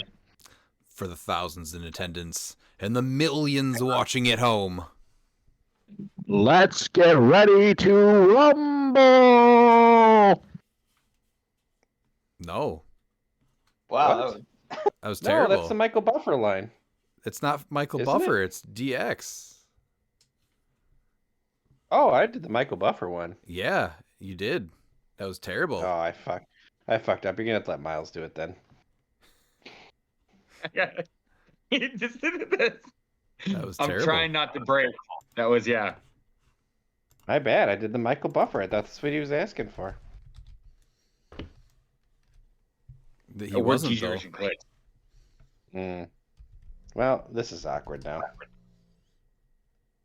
For the thousands in attendance, for the millions watching around the world, and well, for me, because apparently I'm the only one left with a full head of hair. Well, that was Triple H in like 2011 or 2013. That's what he said. All right, this is what he was talking about. For the thousands in attendance, for the millions watching around the world. And well, apparently for me, because I'm the only one left with a full head of hair.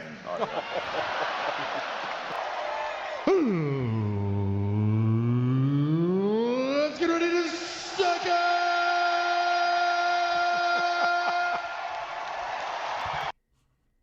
All right, Oh, you just want the Road Dogg one, the Let's Get Ready to Suck It. that was Triple H. God damn it, Pete. Yes. Shame. So shameful. All right, let's wrap it up. What do you got for final thoughts? Let's start with Pete, since he doesn't know the difference between Triple H and Michael Buffer.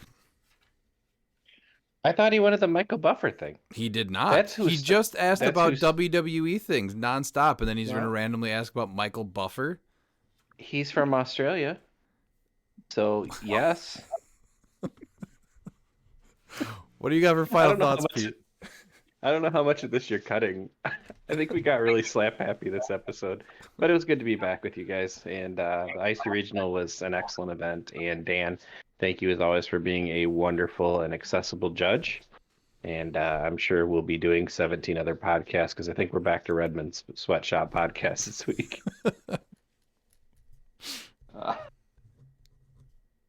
And apparently child labor because I'm involved. So, you know. Thought you finally turned 18, Dan.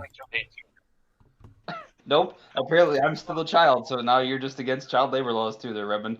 Nah, Oliver's getting a job as soon as he can. I know, because that cliX thing has only been getting more expensive lately. Oh, yeah. What do you got for final thoughts, Dan? This was fun. The Icy was fun. I'm really itching to play Modern now. Like after watching everybody play, that was a lot of fun. So I'm definitely excited for Florida and anything upcoming. Miles, do you got anything? Yeah, so from now on, it's going to be Dr. Evil Miles, not Mr. Evil Miles, because I didn't spend 6 years in evil medical school to be called Mr. All right. I'm not sure if this was a good episode or a bad episode. It was It an was episode. An evil episode. It was an episode. It was evil. Very evil. Okay. Yeah, we got so many events are coming up to build for. I still have to finalize my build for the monthly this weekend, which we didn't even talk about. And then Sunday we have a Collector's Trove Chase Booster event. Monday, another one of those is going to be, what is it, Silver, and then the other one's Modern. Yeah, two totally different builds. And then we still have to build our team for the 2v2 at the Champion Clix Open and finalize my Modern team for there as well. And Champion Clix Open is like in 2 weeks, I think we're leaving. So it is coming fast. But thanks for listening, and we will see you next time. And if you're not down with that, we got 2 words for ya! Click it!